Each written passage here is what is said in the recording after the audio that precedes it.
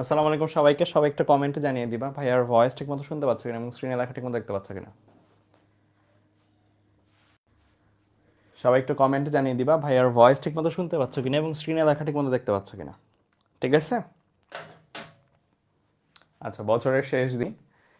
তো তোমরা HSC 25 batch 24 সালে আসতেছো, দ্যাট মিনস তোমরাই কিন্তু আর কয়েকদিনের মধ্যে কলেজের মোস্ট সিনিয়র ভাইয়া বা আপু হয়ে যাবা। আর কিছুদিন আর কিছুদিন পরেই দেখবা 24 ব্যাচের ভাই আপুদের টেস্ট পরীক্ষাও শেষ। টেস্ট পরীক্ষা শেষ হলে কিন্তু তোমরাই মোস্ট সিনিয়র, অথচ কিছুদিন আগেই তোমরা কলেজে উঠলা, এখনই কলেজের মোস্ট সিনিয়র ব্যাচ হয়ে যাচ্ছ। তো এইভাবেই আসলে সময় কেটে যাবে খুব দ্রুত। দেখবা যে 25 সালও চলে আসছে এবং 25 সালের তোমাদের সময় আস্তে আস্তে আমাদের যেটা ধারণা সেটা হচ্ছে স্বাভাবিক নিয়মে এইচএসসি পরীক্ষা আগে যেরকম হতো এপ্রিল মাসে, সেই এপ্রিল মাসের দিক দিয়ে নিয়ে আসবে। অর্থাৎ 2025 সালের এপ্রিল মাসের দিক দিয়ে তোমাদের এইচএসসি পরীক্ষা হয়ে যাওয়ার খুব চান্স আছে, আর ফুল সিলেবাসে হয়ে যাবে।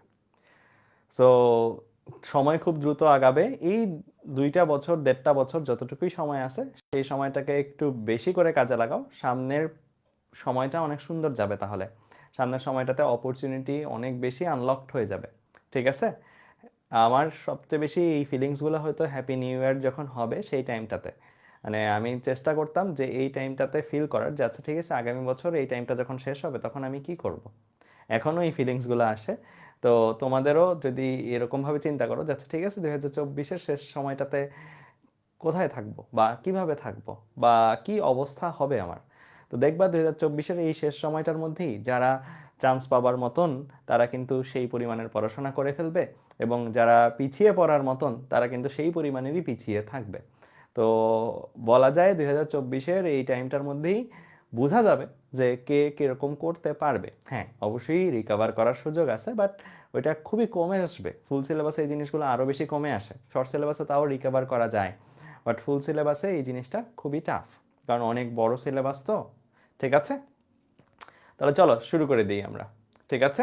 আচ্ছা, তো আমরা মহাকর্ষ ও বিকর্ষ চ্যাপ্টারটা পড়তেছিলাম। মহাকর্ষ ও বিকর্ষ চ্যাপ্টারে আমরা অলরেডি ভূপৃষ্ঠের উচ্চতর স্থানে জি এর মান কত, গভীরতম স্থানে জি এর মান কত, এই জিনিসগুলো পড়ছি। সেই জিনিসগুলো নিয়ে বোর্ডের কিছু সিকিউ আজকে করব, তারপরে ঘূর্ণনজনিত কারণে জি এর যে তারতম্য সেটা নিয়ে পড়বো। ঠিক আছে, তো চলো শুরু করি। আমরা একটা সৃজনশীল প্রশ্ন দিয়ে শুরু করি। সবাই একটু এই প্রশ্নটা তুলে ফেলবা ফার্স্ট।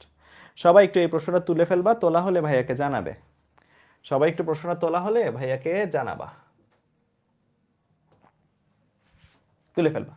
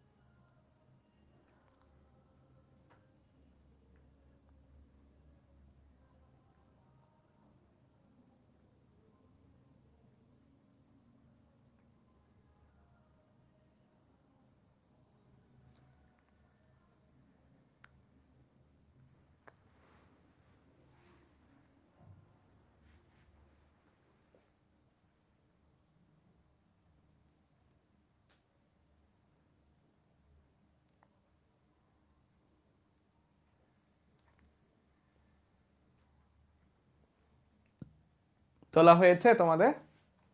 তোলা হয়েছে? তুলে ফেলো দ্রুত। এগুলো বোর্ডে আসার মতন খুবই জরুরি প্রশ্ন, বিশেষ করে তোমাদের কলেজের পরীক্ষা, বোর্ড পরীক্ষাগুলোতে দেখবা যে এই প্রশ্নগুলো খুবই আসতেছে। প্রশ্ন সহজ, সবই সহজ, জাস্ট একবার প্র্যাকটিস করে গেলেই হয়ে যাবে।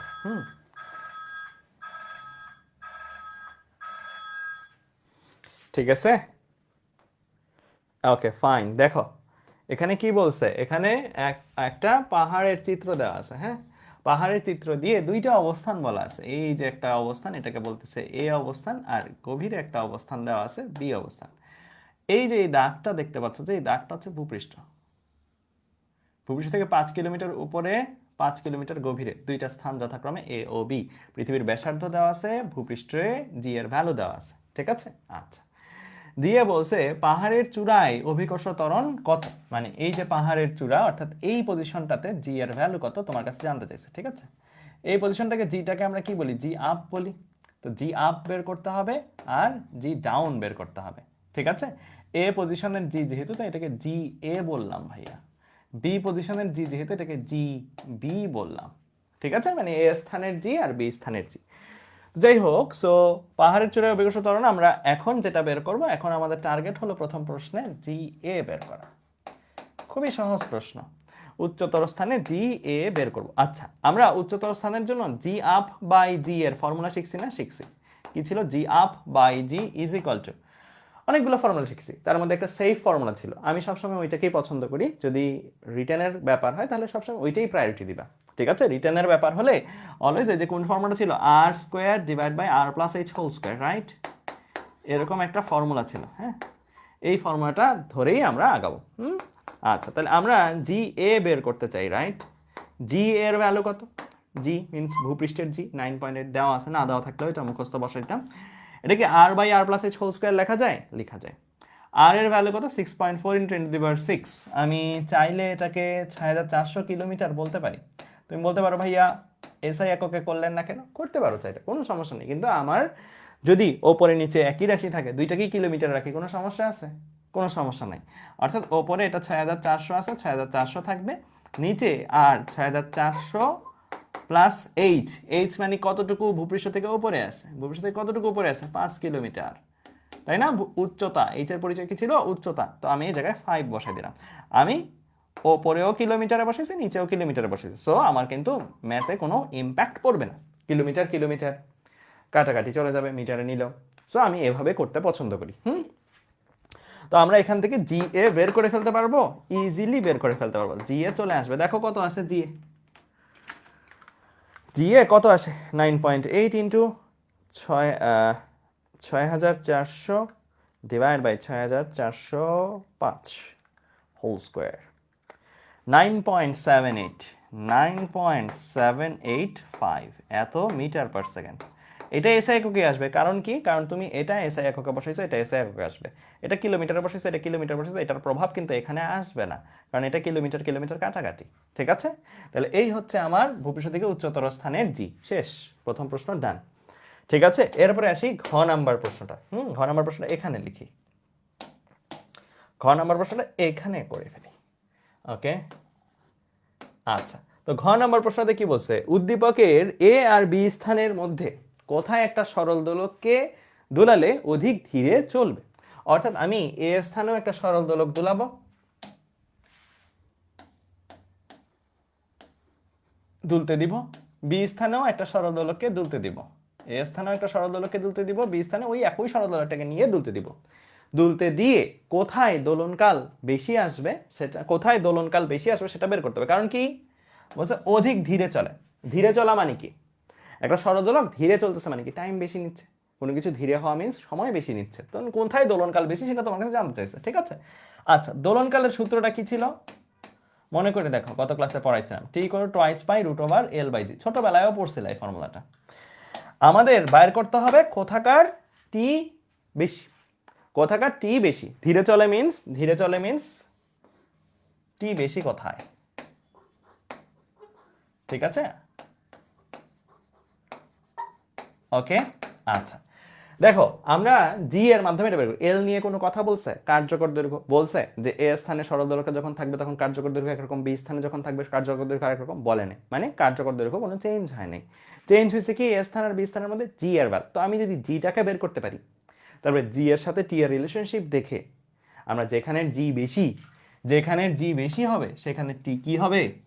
কম হবে, তাই না? ব্যস্তানুপাতিক সম্পর্ক। তো ব্যস্তানুপাতিক সম্পর্কে যেখানে জি বেশি সেখানে টি কম, টি এর সাথে জি ব্যস্তানুপাতিক সম্পর্কে আছে। তো আমরা বের করবো কোথাকার জি বেশি, যে জায়গার জি বেশি সে জায়গার টি কম। আমাদের আমাদের সাথে এখানে সময় বেশি লাগবে, তার মানে আমরা বের করবো এটা, যেখানে জি কম সেখানে টি বেশি। আমাদের যদি কোথাকার টি বেশি এটা চাইছে, তো আমি জি বাইর করে দেখি কোথাকার জি কম, যেখানে জি কম সেখানেই টি বেশি। আচ্ছা, তাহলে চলো শুরু করি আমরা। তো আমরা জি বের করব। এ স্থানের জি অলরেডি বের করা হয়েছে, বাকি আছে কোন স্থানের জি? বি স্থানের জিটা বের করা। তো বি স্থানের জি, বি স্থানের জি মিন্স কি? গভীরতম স্থানের জি। জি ডাউন ডিভাইড বাই জি এর একটা ফর্মুলা ছিল, 1 - h/r। পড়ছিলাম এই ফর্মুলাটা, সবাই পড়ছি। এই ফর্মুলাটাতেই জাস্ট ভ্যালুগুলো বসাবো। চলো ভ্যালুগুলো বসাই।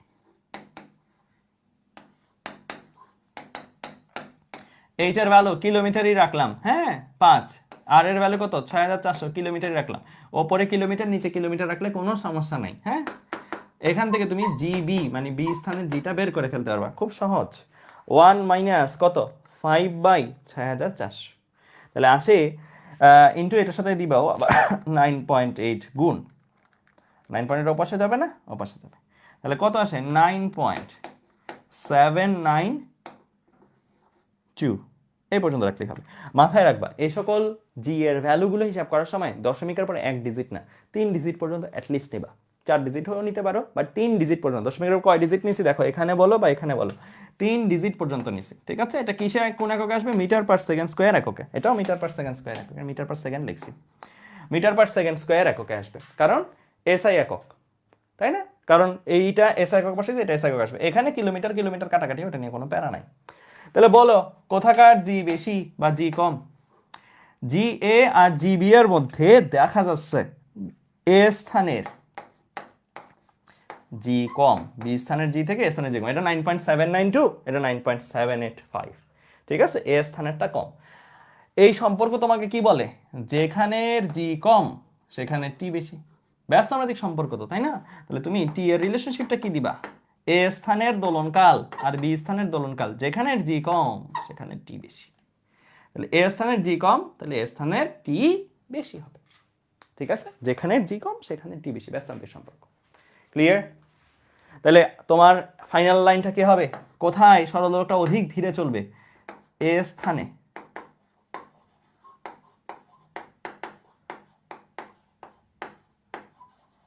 অধিক ধীরে চলবে। ঠিক আছে, এ স্থানে অধিক ধীরে চলবে। ওকে, আচ্ছা, এই সেম ম্যাথ তোমাকে একটু চেঞ্জ করে দিই, যদি দেখবা তোমরা এটা করবা। এই সেম ম্যাথটা একটু চেঞ্জ করে দিই, সামান্য একটু, খুবই স্লাইট। এই যে ভ্যালুটা আছে না 5 কিলোমিটার, এই 5 কিলোমিটারটা মুছে ফেলো। এই যে ভ্যালুটা আছে না 5 কিলোমিটার, 5 কিলোমিটার মুছে ফেলো। 5 কিলোমিটার না হয়ে এটা যদি হইতো কত? এটা যদি হইতো হচ্ছে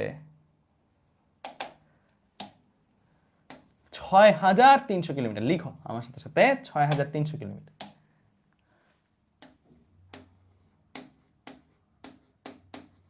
এটাও 6300 কিলোমিটার। মানে একটু আগের ম্যাথটাই, আগের ম্যাথে এ স্থানটা কোথায় ছিল? ভূপৃষ্ঠ থেকে 5 কিলোমিটার উপরে। এখন এ স্থানটা ভূপৃষ্ঠ থেকে 6300 কিলোমিটার উপরে। বি স্থানটা কোথায় ছিল? ভূপৃষ্ঠ থেকে 5 কিলোমিটার গভীরে। এখন বি স্থানটা কোথায়? ভূপৃষ্ঠ থেকে 6300 কিলোমিটার গভীরে। যদি হইতো তুমি ঘ নাম্বার ম্যাথটা করবা, ঘ নাম্বার ম্যাথটা করবা, করে দেখবা কন্ডিশন পুরো উল্টো আসে। করে দেখিও, এটা তোমাদের হোমওয়ার্ক, এটা তোমাদের হোমওয়ার্ক। ঠিক আছে, মানে এই ম্যাথটাই হোমওয়ার্ক। খালি এইচ আর কত নাই? 5 নাই। এইচ এখন কত হয়ে গেছে? 6300 কিলোমিটার হয়ে গেছে। তুমি করে দেখবা, তুমি এটা করবা বাসায়। করার পরে ইন্টারেস্টিং যে ব্যাপারটা দেখবা, একটু আগে যখন 5 কিলোমিটার ছিল তখন আমরা কি পাইছি? জি এ আর জিবি এর মধ্যে সম্পর্কটা এরকম পাইছি না? জি এ ছোট, জিবি বড়, এটা পাইছিলাম, রাইট? এটা পাইছিলাম। বাট যখন তুমি 5 কিলোমিটার জায়গায় 6300 কিলোমিটার দিয়ে করবা, তখন এই জিনিসটা পাবা। তখন তুমি এই জিনিসটা পাবা। তখন তুমি এই জিনিসটা পাবা। তার মানে বোঝা গেল যে আমরা ডিরেক্টলি বলতে পারবো না ভূপৃষ্ঠ থেকে ওপরের স্থানের জি কম, ভূপৃষ্ঠ থেকে গভীরের স্থানের জি সেই তুলনায় বেশি, এভাবে বলা যায় না। এটা কি বলতে হয়? এটা বলতে হয় এইচ এর উপর নির্ভর করে। এটা কি বলতে হয়? এইচ এর উপর নির্ভর করে। জি এ মানে কি? ভূপৃষ্ঠ থেকে ওপরের স্থানের জি। ভবিষ্যৎ একটু আগের যে ম্যাথটা করছি মাত্র 5 কিলোমিটার করে যখন উপরে উঠছি, 5 কিলোমিটার যখন গভীরে নামছি, এই দুইটা স্থানের মধ্যে জি তুলনা করলে ওপরের স্থানের জিটা কম, গভীরের স্থানের জিটা বেশি। বাট এই ভ্যালুটাই যদি 5 কিলোমিটার না হয়ে আর এর কাছাকাছি ভ্যালু হইতো, আর এর কাছাকাছি ভ্যালু যদি হইতো, তাহলে তুমি ম্যাথটা করবা, হোমওয়ার্ক তোমাদের করার পরে দেখবা এই রেজাল্টটা আসতেছে। অর্থাৎ ওপরের স্থানের জিটা বেশি, ভেতরের স্থানের জিটা কমন, মানে আগের উল্টা রিলেশনশিপ আসছে। এখান থেকে আমরা একটা সামারি টানতে পারি, একটু লিখো আমার সাথে সাথে। এই হচ্ছে পৃথিবী। পৃথিবী থেকে আমরা একটা সুনির্দিষ্ট হাইট ওপরে উঠলাম, যেই জিটা পাইলাম এটাকে বললাম জি আপ। ভূপৃষ্ঠ থেকে আমরা একই পরিমাণের হাইট নিচে নামলাম, যেই জিটা পাইলাম সেটাকে বললাম জি ডাউন। আর ভূপৃষ্ঠের যে জিটা আছে সেটাকে বললাম জি। এই জি আপ আর জি ডাউনের মধ্যে রিলেশনশিপ একটু আগের ম্যাটটারই সামারি বলতে পারো। এইচ এর ভ্যালু যদি লেস দেন আর হয়, যেটা প্রথম ম্যাটটা 5 কিলোমিটার বলা ছিল, যখন আমরা ম্যাটটা করছি সৃজনশীলটা, তখন 5 কিলোমিটার। ভবিষ্যৎ থেকে কতটুকু করছি? 5 কিলোমিটার, যেটা 6400 তুলনায় অনেক অল্প না? অনেক অল্প যদি হয়, তাহলে আমরা কি র্যাঙ্কিংটা কেমন পাইছি? র্যাঙ্কিংটা পাইছি এরকম না? জি সবচেয়ে বড়, জি এর ভ্যালু হচ্ছে 9.8। হ্যাঁ, তারপরে স্থানটা কার? জি আপ না জি ডাউন? তারপরের স্থানটা হচ্ছে জি ডাউনের, তাই না? তারপরের স্থানটা হচ্ছে জি ডাউনের। তারপরের স্থানটা কার? তারপরের স্থানটা হচ্ছে জি আপের। ওপরে সবচেয়ে কম জি। একই পরিমাণ উপরে উঠলাম, একই পরিমাণ নিচে নামলাম, ওই পরিমাণটা কতটুকু পরিমাণ উপরে উঠলাম নিচে নামলাম? আর এর থেকে অনেক অনেক ছোট। তাহলে ওপরে গেলে সবচেয়ে কম জি পাওয়া যায়, গভীরে গেলে মাঝামাঝি জি পাওয়া যায়, আর ভূপৃষ্ঠের জি তো সবসময় বেশি হবে। আবার সেকেন্ড যেটা হোমওয়ার্ক দিছি তোমাদের, সেই হোমওয়ার্কের কন্ডিশনটা কি? এইচ এর ভ্যালুটা অলমোস্ট আর এর সমান সমান না? এইচ এর ভ্যালুটা অলমোস্ট আর এর সমান সমান যদি হয়, এটা তোমরা হোমওয়ার্কটা যখন করো তখনই দেখতে পাবা, তখন জি এর ভ্যালু তো আনডাউটেডলি ভূপৃষ্ঠের জি সবসময় বেশি। তারপরে যদি তুমি এমন একটা উচ্চতা উপরে উঠো, এমন একটা উচ্চতা নিচে নামো, যেই উচ্চতাটা ভূপৃষ্ঠের ব্যাসার্ধের সমান, তাহলে তুমি দেখবা জি ডাউনের ভ্যালুটার জায়গায় এখানে জি আপ, অর্থাৎ জি আপেরটা এখন সেকেন্ড বেস্ট বা সেকেন্ড হাইয়েস্ট, আর জি ডাউনেরটা হচ্ছে এখন সব থেকে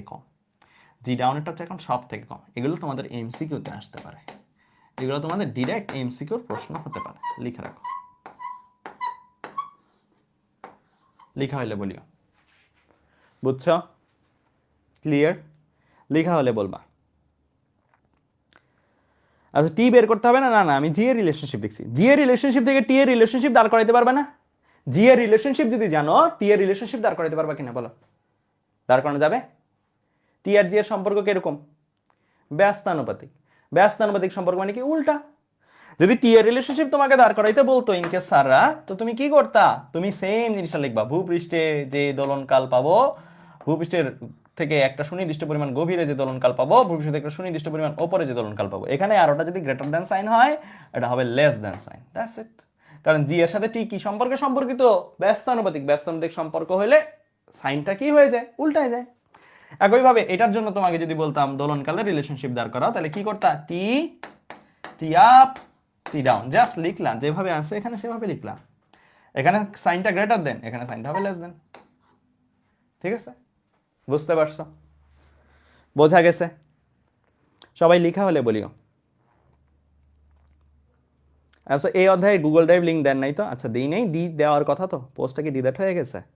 আচ্ছা, আমি আরেকবার দিয়ে দিব, সমস্যা নেই। ঠিক আছে? আচ্ছা, ঠিক আছে, এই পর্যন্ত বুঝে গেলাম। হ্যাঁ, আচ্ছা, এরপরে একটা প্রশ্ন, এই প্রশ্নটা আমরা সবাই একটু দ্রুত তুলে ফেলবো। হ্যাঁ, এই প্রশ্নটা আমরা সবাই একটু দ্রুত তুলে ফেলবো। আচ্ছা, তোমাদের সেকেন্ড দোলক, সরল দোলক পড়াইছি না গত ক্লাসে? সরল দোলক তো পড়াইছি, তাই না? সরল দোলক পড়াইছি, অনেক ডিটেলসে পড়াইছিলাম, তাই না? সরল দোলক পড়াইছি। সরল দোলকের সূত্র কি ছিল? T equal to twice pi root over L by G. সরল দোলকের দোলনকাল, এই যে টি হচ্ছে কি দোলনকাল, দোলনকাল কিসের উপর ডিপেন্ড করে? দোলনকাল ডিপেন্ড করে এল আর জি এর উপরে, তাই না? যে কোনো সরল দোলকের দোলনকাল যদি 2 সেকেন্ড হয়, সব সরল দোলকের দোলনকাল 2 সেকেন্ড হবে না, এটা এল এর উপর ডিপেন্ড করে আর জি এর উপর ডিপেন্ড করে। যদি কোনো সরল দোলকের দোলনকাল 2 সেকেন্ড হলে সে সকল দোলককে কি বলে? একটা স্পেশাল নামে ডাকা হয়, সেগুলোকে বলা হয় কি? সেকেন্ড দোলক। ঠিক আছে, সেগুলোকে কি বলে? সেকেন্ড দোলক বলে। ওকে, এটা লিখে রাখো। তাহলে তোমার প্রশ্নে যদি কখনো সেকেন্ড দোলক কথাটা উচ্চারিত হয় তাহলে বুঝে নিতে হবে এটা কি, এটা দোলনকাল দেওয়া আছে। সেকেন্ড দোলক কথাটা উচ্চারণ থাকা মানে দোলনকাল দেওয়া আছে। দোলনকালের ভ্যালু কত? 2 সেকেন্ড। ঠিক আছে, ক্লিয়ার? আচ্ছা, তো এই ছোট্ট একটা কনসেপ্ট একটু লিখে রাখো, এই কারণে এই কনসেপ্ট রিলেটেড আমাদের একটা ম্যাথ এখন করব। ওকে, তো চলো সবাই এইটা তুলে ফেলো ফার্স্ট, এটা একটু দ্রুত তুলে ফেলবা, দ্রুত তুলে ফেলবা।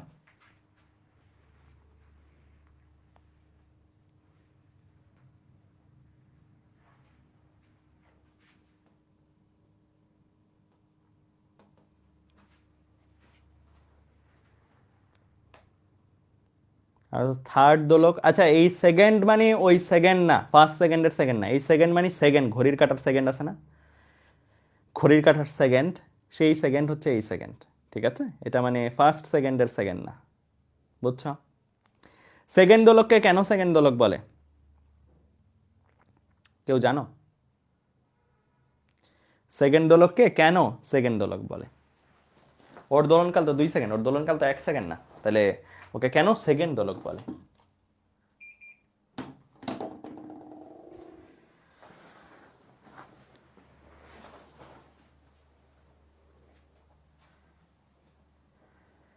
আনিন্দিতা মোহান্তা কারেক্ট অ্যান্সার, বলছো ওর অর্ধদোল 1 সেকেন্ড। হ্যাঁ, T/2 অর্ধদোল 1 সেকেন্ড। পূর্ণদোলন, পূর্ণদোলন মিন্স কি? যাওয়া এবং আসা। আমি দেখাবো একটু পরে, তোমরা প্রশ্নটা তুলে নাও। আরেকটা কারণ আছে,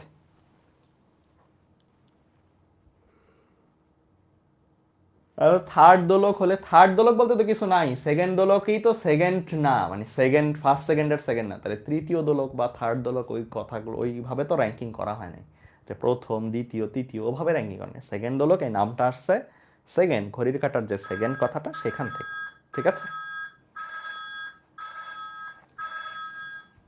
আচ্ছা দেখো আমি জাস্ট ছোট্ট করে আগে বলে নিই। হ্যাঁ, সেকেন্ড দোলক জিনিসটা কি আমরা একটু আগে পড়ছি, যে একটা কর্নার থেকে সে আরেকটা কর্নারে যাবে এবং আরেকটা কর্নার থেকে সে আবার পূর্বের কর্নারে আসবে। এই যাওয়া এবং আসা মিলায় তার সময় লাগবে কত? টোটালে 2 সেকেন্ড। যাওয়া এবং আসা মিলায়, তাই আমি শুধু যাইতে সময় লাগতেছে কত? একটা 1 সেকেন্ড। শুধু আসতে সময় লাগতেছে কত? আরেকটা 1 সেকেন্ড। শুধু যাইতে একটা 1 সেকেন্ড, শুধু আসতে একটা 1 সেকেন্ড। তাহলে প্রতিটা এই যে শুধু যাওয়া, যে এটাকে আসলে বলা যায় কি জানো? এটাকে আসলে বলা যায়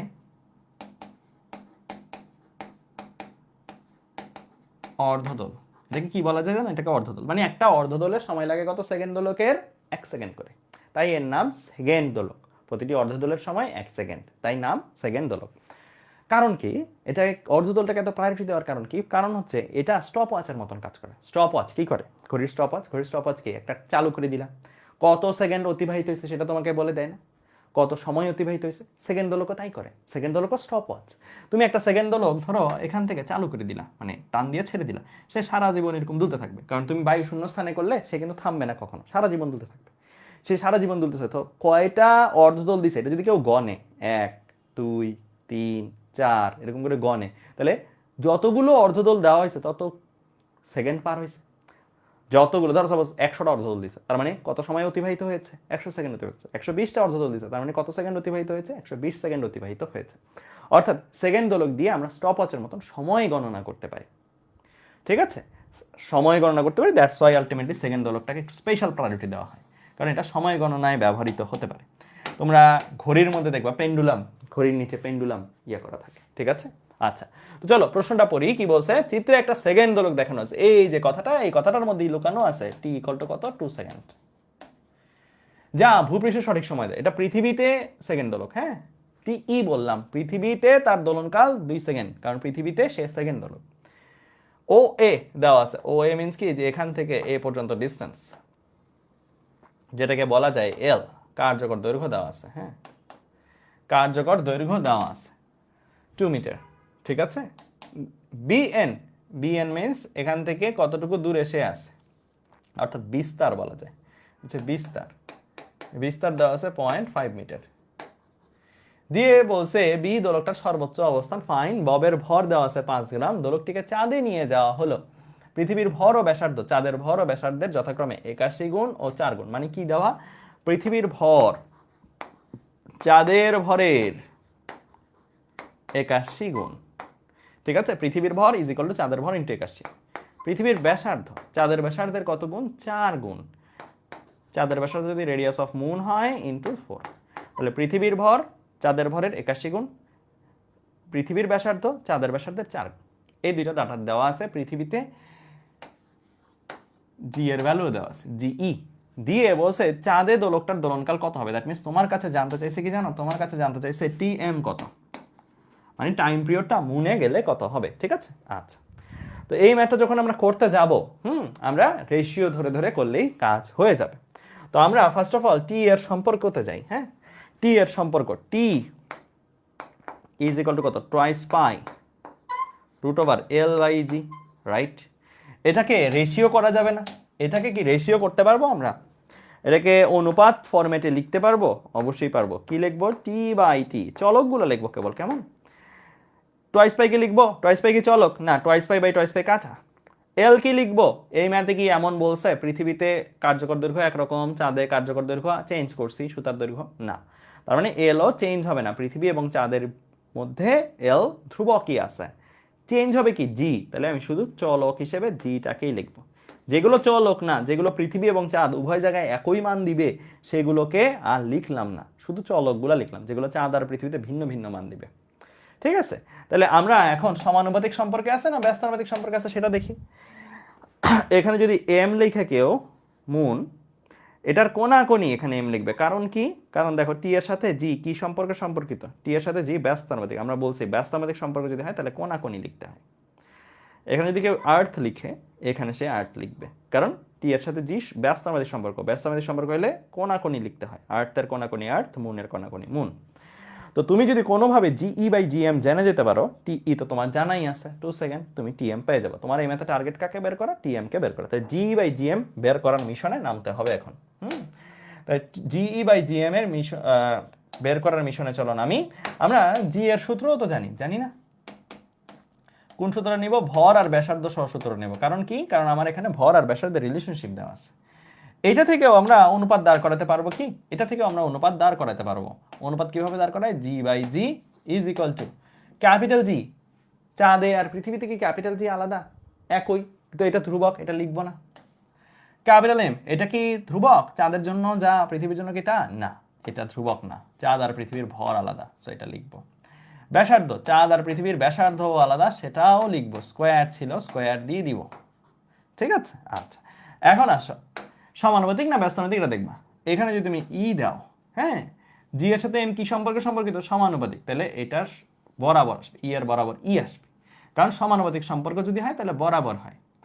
এখানে যদি কেউ এম দেয় মুন, এখানেও সে মুন দিবে, কারণ বরাবর আসবে, সমানুপাতিক সম্পর্ক হলে বরাবর আসবে।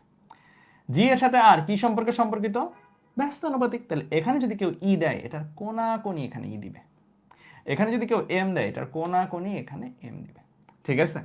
সমানুপাতিক ব্যস্তানুপাতিক সম্পর্কগুলা এইভাবে তুমি রেশিও দাঁড় করে ফেলবা, তাই দ্রুত হবে আর কি ম্যাথটা করতে গেলে। এখন তুমি ভ্যালুগুলো বসায় দাও, M E M M, M E by M M কত, M E by M M 81, ঠিক আছে। তারপরে লাগবে কি, R M by R E whole square, R M by R E, আর ইটা এই পাশে আসবে, 4টাও পাশে যাবে, তাহলে আর এম বাই আর ই হচ্ছে 1/4 স্কোয়ার, তাহলে আলটিমেটলি আসতেছে কত, 81/16, ঠিক আছে। আমি কাকে পাইছি, জিই বাই জিএম কে পেয়ে গেছি, ঠিক আছে। আচ্ছা, এখন তুমি এই জায়গা থেকে আগাবে, এই জায়গাটা তো অলরেডি করে রাখছো, T M by TE is equal to কত ছিল, root over GE by GM. এখন ভ্যালুগুলো বসাই দাও, root over g by GM এর ভ্যালু তুমি জানো, 81/16, 81/16 বসাই দিছো, 81/16, 81 কে রুট করলে আসবে 9, 16 কে রুট করলে আসবে 4, ঠিক আছে, তাহলে 9/4, ঠিক আছে। আচ্ছা, তো এখন তোমার এই জায়গা থেকে কাকে বের করতে হবে, শুধু টিএমটাকে বের করতে হবে। টিএম ইজ ইকুয়াল টু ইটা ওপাশে যাবে, টিইটা ওপাশে চলে যাবে, ওপাশে অলরেডি 9/4 ছিল, টিইটা ওপাশে চলে গেছে, টি এর ভ্যালু কত 2, টি এর ভ্যালু কত 2, তাহলে আলটিমেটলি আসবে দেখবা তাহলে 9 এর 2 দিয়ে ভাগ দিলে 4.5 আসবে, 4.5 সেকেন্ড। তাহলে এই হচ্ছে তোমার অ্যান্সার। বুঝতে পারছো? তাহলে চাঁদে ওই সরলদোলকটাকে নিয়ে গেলে দোলনকাল কত আসবে? 4.5 সেকেন্ড। 4.5 সেকেন্ড। ক্লিয়ার? বোঝা গেছে? লেখা হলে বলিও। ঠিক আছে? ওকে।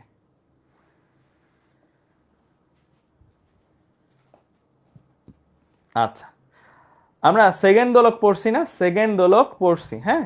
তোমাকে যদি একটা খুবই কমন প্রশ্ন, এটা বিশেষ করে মেডিকেল ক্যান্ডিডেটরা এটা মুখস্থই করে ফেলে, এতবার আসে এটা, হ্যাঁ, মানে এত ইম্পর্টেন্ট।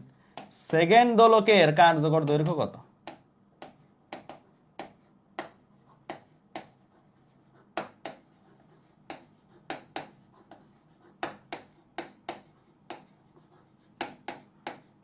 সেকেন্ড দোলকের কার্যকর দৈর্ঘ্য কত বল? সেকেন্ড দোলকের কার্যকর দৈর্ঘ্য, দ্যাট মিন্স তোমার টি ইকুয়াল টু ফর্মুলা কি? Twice pi root over L by G. হ্যাঁ, তুমি জানো সেকেন্ড দোলক বিধায় টি এর ভ্যালু কত? টি এর ভ্যালু হচ্ছে 2 সেকেন্ড। হ্যাঁ, আর বাকি যা আছে সেটা থাকবে twice pi root over L by G. L থাকুক এল এর মতন, জি এর জায়গায় 9.8 বসাবা। দেখো তো কত আসে এল এর ভ্যালু। এল এর ভ্যালু হিসাব করে দেখো কত আসে। এল এর ভ্যালুটা হিসাব করে দেখো কত আসবে।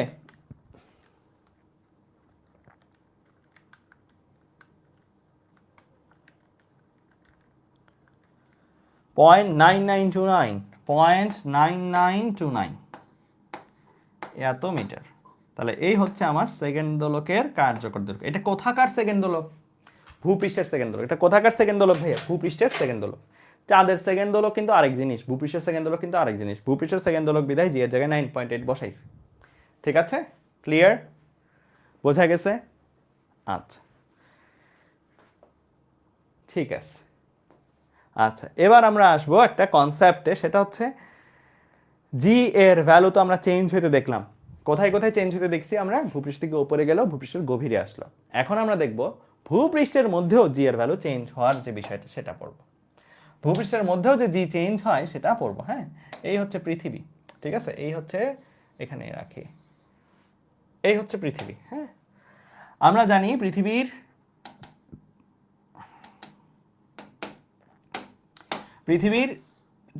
যদি মধ্য দিক বরাবর, একদম মধ্য বরাবর দাগ কাটি, তাহলে ওপরে যে পোলটা আছে এটাকে বলা হয় নর্থ পোল, নিচে যেটা আছে সেটাকে বলা হয় সাউথ পোল। উত্তর মেরু, দক্ষিণ মেরু। ঠিক আছে? আচ্ছা, এরপরে আসো পৃথিবীর পেট বরাবর যদি একটা দাগ দিই, এটাকে কি বলে? এটাকে বলছিলাম তোমাদের অক্ষাংশ যখন পড়াইছি ভাই, এটা নিয়ে পড়াইছিলাম, এটা বলছিলাম। বলো, বাম পাশেরটাকে কি বলবো? এটা কি বলবো? ওয়েস্ট। আর ডান পাশে এই অংশটাকে কি বলবো? ইস্ট। তাহলে north, south, east, West. Fine. আচ্ছা, পৃথিবী কি ঘুরতে থাকে নাকি স্থির থাকে? পৃথিবী কি ঘুরতে থাকে নিজের অক্ষের চারদিকে, না স্থির থাকে? ঘুরতে থাকে, তাই না? তো ঘুরতে থাকে কত, কোন দিকে ঘুরে? কোন দিকে ঘুরে ভাইয়া? ওয়েস্ট টু, মানে এই যে এটা ওয়েস্ট না, ওয়েস্ট থেকে ঘুরে আবার ইস্টের দিকে যায়। ওয়েস্ট থেকে ঘুরে ইস্টের দিকে যায়। এটা লিখে রাখো একটু, যে পৃথিবী যে ঘুরতেছে নিজের অক্ষের চারদিকে, সেটা কোথায় ঘুরতেছে? West to east. এটা কিসের ভ্যালু লিখলাম আমরা, মানে কিসের ডিরেকশন লিখলাম? আহ্নিক গতির ডিরেকশন। এটা কিসের ডিরেকশন? আহ্নিক গতি। নিজের অক্ষের চারদিকে পৃথিবীর যে ঘূর্ণন, সেটাকে বলা হয় আহ্নিক গতি। আবার সূর্যের চারদিকে তার যে ঘূর্ণন, এটা নিয়েও পড়াশোনা আছে এই চ্যাপ্টারে, ওটাকে বলা হয় বার্ষিক গতি। ঠিক আছে? আচ্ছা, বুঝলাম, এই পর্যন্ত বুঝলাম। আচ্ছা, এখন পৃথিবীর উপরে আমরা বসবাস করি, তার মানে পৃথিবী ঘুরে, আমরাও ঘুরি। পৃথিবী যদি ঘুরে, তার মানে আমরাও সেখানে ঘুরি। তো আমরা ঘোরার অর্থ হচ্ছে, আমরা ধরো সাপোজ আমি একটা বস্তু আঁকি। সাপোজ ধরো এখানে একটা বস্তু আছে, এই বস্তুটা কি ঘুরবে না? পৃথিবী ঘুরতেছে মানে কি এই বস্তুটাও ঘুরবে। এই বস্তুটা কোন পথে ঘুরবে? একটা বৃত্ত পথে ঘুরবে। পৃথিবী বৃত্তাকার পথে নিজের চারদিকে আবর্তন করে, এই বস্তুটা বৃত্তাকার পথে তার চারদিকে আবর্তন করবে। বৃত্তাকার পথটা কেমন হবে একটু আইকে ফেলি তো। এরকম একটা বৃত্তাকার পথ হবে না? এরকম একটা বৃত্তাকার পথে সে নিজের চারদিকে, মানে পৃথিবীর অক্ষের নর্থ সাউথের চারদিকে আবর্তন করতে থাকবে, তাই তো? আচ্ছা, তোমাদের কাছে এখন যদি বলি যে এই যে ঘুরতেছে পৃথিবী, এই ঘোরার সময় এখানে একটা ব্যাসার্ধ সে তৈরি করছে না? একটা ব্যাসার্ধ সে তৈরি করছে, অন্য কালার দিয়ে দিই। একটা ব্যাসার্ধ সে তৈরি করছে, একটা বৃত্ত পথে ঘুরতেছে। ওই বৃত্ত পথের ব্যাসার্ধকে ধরলাম স্মল আর। বৃত্ত পথের ব্যাসার্ধকে কি ধরলাম? স্মল আর। স্মল আর এর পরিচয় লিখো, স্মল আর এর পরিচয় লেখো ঘূর্ণন ব্যাসার্ধ। কি এটা? ঘূর্ণন ব্যাসার্ধ। পৃথিবীর মধ্যে থাকা কোনো মানুষের বা কোনো বস্তুর ঘূর্ণন ব্যাসার্ধ। ঘূর্ণন ব্যাসার্ধ আর পৃথিবীর ব্যাসার্ধ কি এক জিনিস? ঘূর্ণন ব্যাসার্ধ আর পৃথিবীর ব্যাসার্ধ কি এক জিনিস? না, আলাদা আলাদা, তাই না? পৃথিবীর ব্যাসার্ধ কতটুকু? পৃথিবীর ব্যাসার্ধ হচ্ছে, যেমন ধরো এইটা হচ্ছে পৃথিবীর ব্যাসার্ধ, ঠিক আছে? এটা কি পৃথিবীর ব্যাসার্ধ, বা এভাবেও আঁকা যায়, তাই না? এটা হচ্ছে পৃথিবীর ব্যাসার্ধ।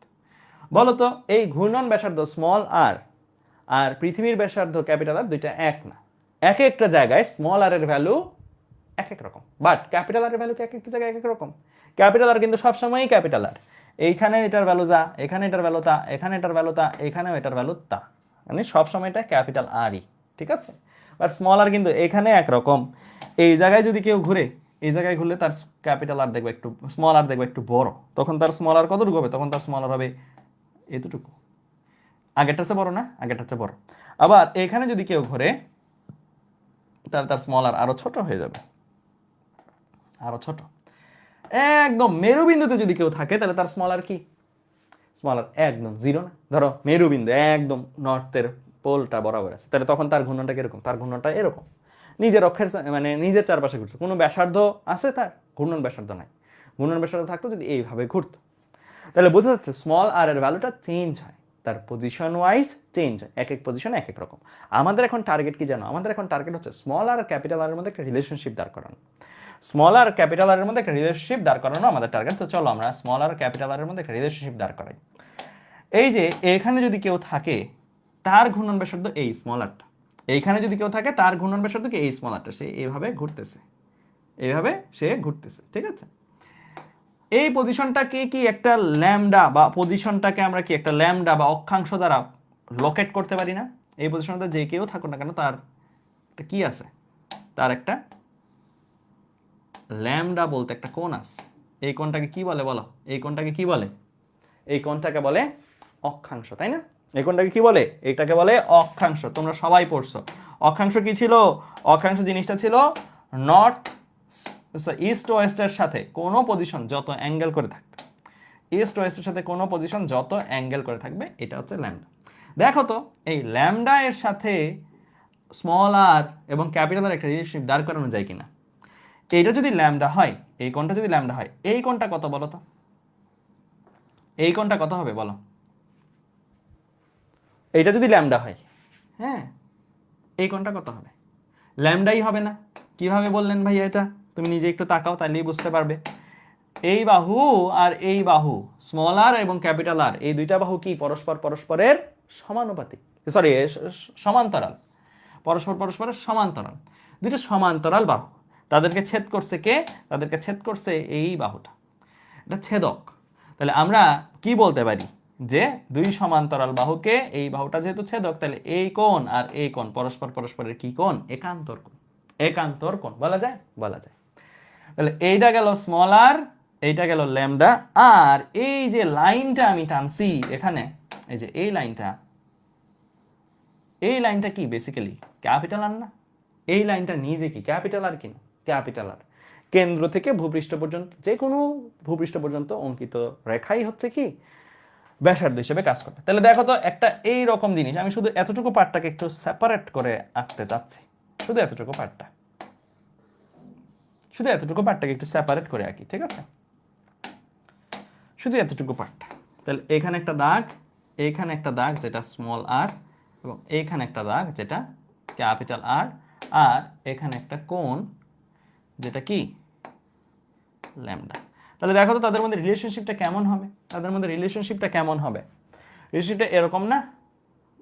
এই কোণের সাপেক্ষে এটা হচ্ছে ভূমি, এটা হচ্ছে অতিভুজ। ভূমি আর অতিভুজের মধ্যে relationship, that means cause lambda.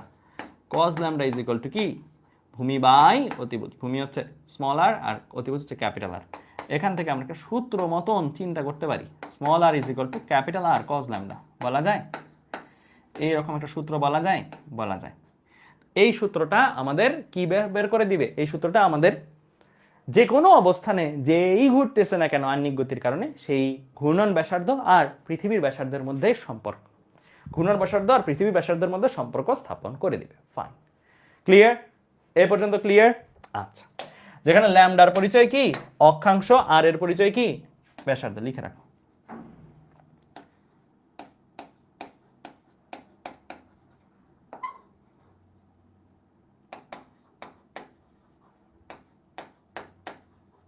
ঠিক আছে? আচ্ছা, এখন আসো আমরা এই যে পৃথিবীর কারণে ঘুরতেছি যে, হ্যাঁ আমরা একটু একটু ডুপ্লিকেট করলাম, আমরা এই যে পৃথিবীর কারণে এই যে ঘুরতেছি, আমরা ঘোরার সময় যে কোনো জিনিসের মধ্যেই তুমি যখন ঘুরো না কেন, একটা নাগরদোলায়ও ইনফ্যাক্ট যখন ঘোরো, ঘুরলে একটা বাইরের দিকে ছিটকে যাওয়ার বল অনুভব করেন। ওই যে ফ্যান্টাসি কিংডম বলো বা শিশু পার্ক বলো, সেগুলোর মধ্যে যখন কিছু মানে ঘোরার মতো রাইডস থাকে, ওই রাইডগুলোর মধ্যে যখন তুমি চড়ো, রাইডগুলোর মধ্যে চড়ার সময় কি ঘোরার সময় তুমি বাইরের দিকে ছিটকে পড়ে যাও। কি কারণে ছিটকে পড়ে যাও বলতে পারো? কি কারণে ছিটকে পড়ে যাও? কেন্দ্র বিমুখী একটা বল, কেন্দ্র বিমুখী একটা বল তোমার উপরে কাজ করে, ওই কেন্দ্র বিমুখী বলের কারণে তুমি বাইরের দিকে ছিটকে চলে যাও। তাহলে এখন তুমি চিন্তা করো তো, পৃথিবীর মধ্যে যখন আমরা থাকি এবং পৃথিবীর মধ্যে থাকার কারণে আমরা একটা ঘূর্ণনশীল কাঠামোর মধ্যে আছি, তা আমাদের মধ্যে কি কেন্দ্র বিমুখী বল কাজ করবে না? কেন্দ্র বিমুখী বল আমাদের মধ্যেও কাজ করবে। এটাকে আরেকভাবেও ব্যাখ্যা করা যায়, কেন্দ্রমুখী বল দিয়েও ব্যাখ্যা করা যায়। হ্যাঁ, দুইভাবেই ব্যাখ্যা করা যায়। কেন্দ্র বিমুখী বল নিয়ে যদিও কিছু কন্ট্রোভার্সি আছে, বাট স্টিল এটা ব্যাখ্যাটা এই ক্ষেত্রে প্রযোজ্য, কারণ এই ক্ষেত্রে কেন্দ্র বিমুখী বল চিন্তা করে যে এররটা আসে, ওই এররটা নেগলিজিবল। ঠিক আছে? আচ্ছা, তো আমি যেটা বলতেছিলাম সেটা হচ্ছে এই যে আমরা এখানে যখন ঘুরতেছি তখন আমরা বাইরের দিকে ছিটকে যাওয়ার একটা বল অনুভব করি। যে কোনো কিছুই যখন ঘোরে, ধরো সাপোজ এইভাবে যদি কেউ ঘুরে, তাহলে এই যে যেই বস্তুটা ঘুরতেছে সেই বস্তুটার কেন্দ্র যদি এটা হয়, সেই বস্তুটা কেন্দ্র থেকে বাইরে, সাপোজ এই এখানে বাইরের দিকে একটা ছিটকে যাওয়ার বল অনুভব করে। এটাকে আমরা কি বলি? Centrifugal force. এটা নিয়ে পড়াশোনা আছে তোমাদের নিউটনীয় বলবিদ্যা অধ্যায়ের শেষ অংশে। তোমরা সেন্ট্রিফিউগাল ফোর্স নিয়ে পড়াশোনা করবা, কেন্দ্র বিমুখী বল নিয়ে, কেন্দ্রমুখী বল নিয়েও পড়বা, কেন্দ্র বিমুখী বল নিয়েও পড়বা। এই কেন্দ্র বিমুখী বলের আবার মান আছে, এটা তোমরা নিউটনীয় বলবিদ্যা অধ্যায় পড়বা, mv²/r। যে কোনো বস্তু একটা ঘূর্ণনশীল কাঠামোতে আছে, সে কতটুকু মানের কেন্দ্র বিমুখী বল অনুভব করবে সেটাকে তুমি বের করতে পারো। সেটাকে তুমি বের করতে পারো কি কি দ্বারা? সেটাকে তুমি বের করতে পারো বস্তুর ভর, বস্তুর বেগ আর বস্তুর ব্যাসার্ধ যদি জানো। তাহলে এই যে বস্তুটা ঘুরতেছে কত বেগে ঘুরতেছে, এই ভি যদি আমি জানি, কত বেগে ঘুরতেছে এই ভি যদি আমি জানি, হ্যাঁ, কত ব্যাসার্ধ পথে ঘুরতেছে এই স্মল আর যদি আমি জানি, তাহলে ভি জানলে আর জানলে আর এম, যেই বস্তুটা ঘুরতেছে সেই বস্তুর ভর যদি আমি জানি, তাহলে আমি কি বের করতে পারবো? এফসিটাকে বের করে ফেলতে পারবো। তাহলে আমাদের এখানে ঘোরার সময়ও আমাদের উপরে কি একটা কেন্দ্র বিমুখী বল কাজ করতেছে। কেন্দ্র বিমুখী বল এখানেও কিন্তু কাজ করতেছে, করতেছে না যে তা না, করতেছে। এই ভ্যালুটা কত? mv²/r।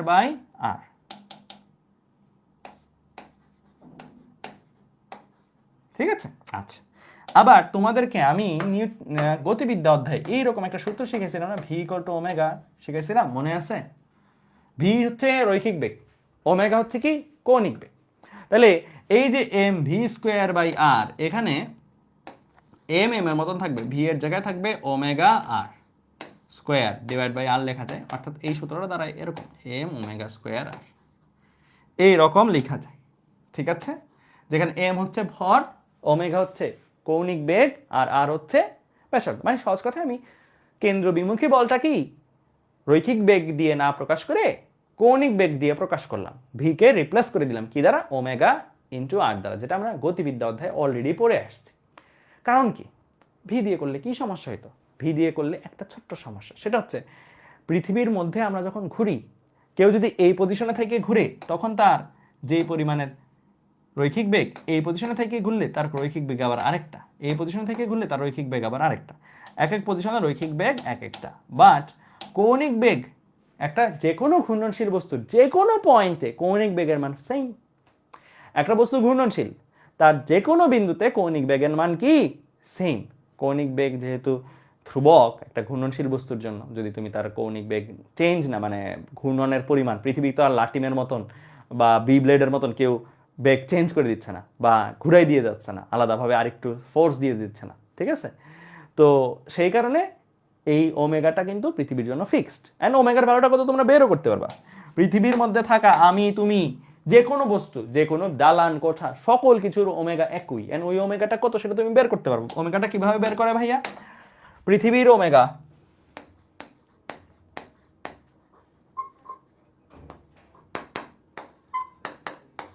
কি লেখে ওমেগাকে 2π/T লেখা যায়? লেখা যায়, পড়ছিলাম আমরা এগুলো গতিবিদ্যা অধ্যায়ে। 2π কি পর্যায়কাল। পর্যায়কাল কত আহ্নিক গতির জন্য, এই যে পৃথিবী নিজের অক্ষের চারপাশে যখন ঘূর্ণন করতেছে, পর্যায়কাল মানে পুরাটা একবার ঘুরতে, পর্যায়কাল মানে কি পুরাটা একবার ঘুরতে যত সময় লাগে, পুরাটা একবার ঘুরতে কত সময় লাগে বলো দেখি, এটা পারা উচিত। পুরাটা একবার ঘুরতে কত সময় লাগবে তোমার বলো? পুরাটা একবার ঘুরতে সময় লাগে 24 ইন্টু 60 কি করলেন ভাইয়া? আমি সারাদিন মানে একদিন, একদিন লাগে না, এক রাত থেকে পরের রাত, মানে কি পৃথিবী পুরাটা ঘুরে আবার আগের জায়গায় আসছে, এক ভোর থেকে পরের ভোর, অর্থাৎ পৃথিবী পুরাটা ঘুরে আবার আগের জায়গায় আসছে। তো আমি 24 ঘন্টা সময় যেহেতু লাগে, 24 ঘন্টাকে সেকেন্ডে নিলাম, 24 ইন্টু 60 এটাকে 86,400 দিয়ে মনে রাখতে পারো। এটা কিন্তু চাইলে তুমি বের করে নিতে পারো, এটাও কিন্তু এমসিকিউতে আসে, এটা এমসিকিউতে অনেক পপুলার একটা জিনিস, এমসিকিউতে চলে আসে। হ্যাঁ, 24 ইন্টু 60 আসে কত?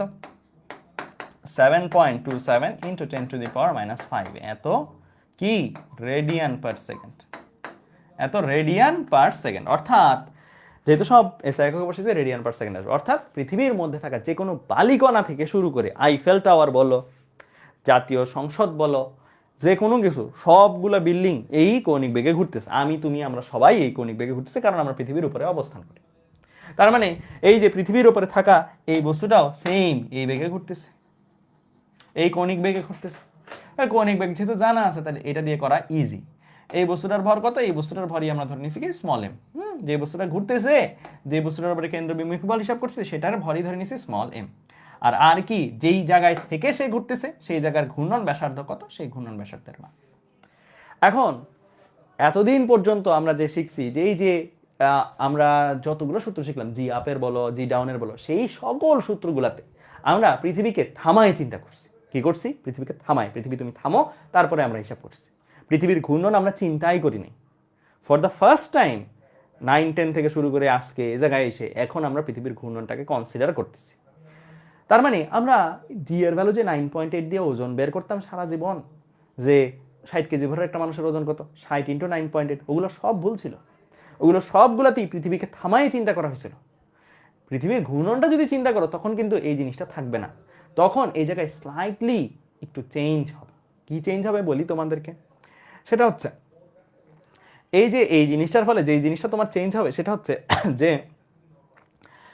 পৃথিবীতে আমরা কেউ ছিটকায় পড়তেছি, কেন্দ্রবিন্দু বল কি করতে চায়, বস্তুটাকে বাইরে দিয়ে ছিটকে ফেলে দিতে চায়। আমরা কি ছিটকে পড়তেছি? আমরা কেউ কি ছিটকে পড়তেছি? আমরা কেউ ছিটকে পড়তেছি না। আমরা যেহেতু কেউ ছিটকে পড়ে যাচ্ছি না, তার মানে কি অবশ্যই অবশ্যই আমরা যেহেতু কেউ বাইরে ছিটকে পড়ে যাচ্ছে না, অবশ্যই অবশ্যই আমাদেরকে কেউ একজন বা কিছু একটা টেনে ধরে রাখছে পৃথিবীর দিকে।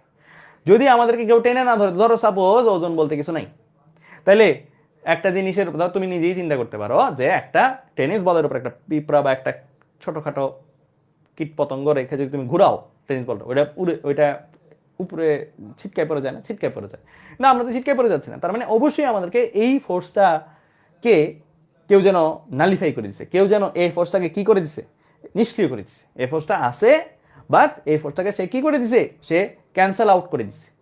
কে করছে?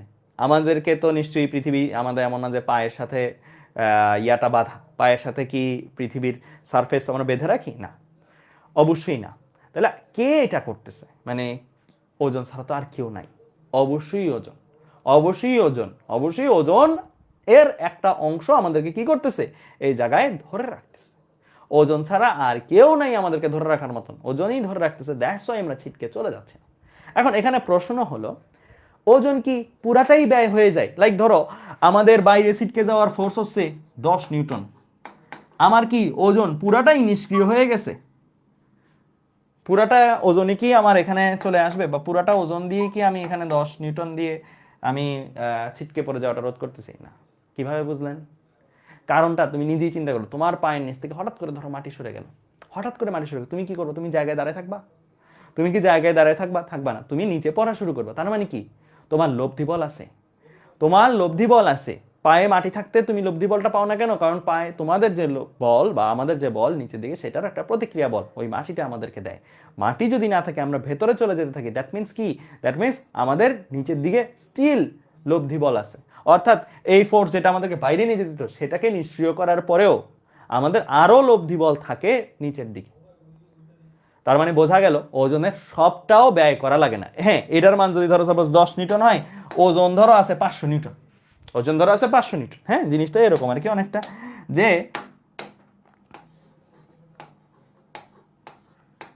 তাহলে লব্ধি বল কই থাকবে?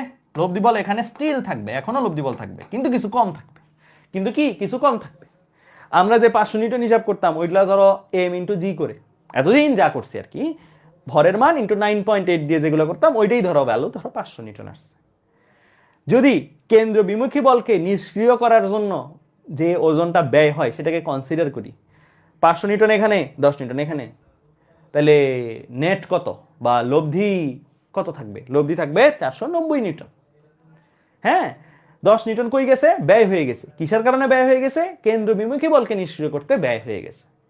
তো এই যে কেন্দ্র বিমুখী বলকে নিষ্ক্রিয় করতে যে সে ব্যয় হয়ে গেল, ব্যয় হওয়ার পরে অবশিষ্ট যেটা সেটা আমাদের মধ্যে এখনো আছে। এইটার কারণেই আমাদের পায়ের নিচ থেকে মাটি সরে গেলে আমরা এখনো নিচের দিকে কি করি?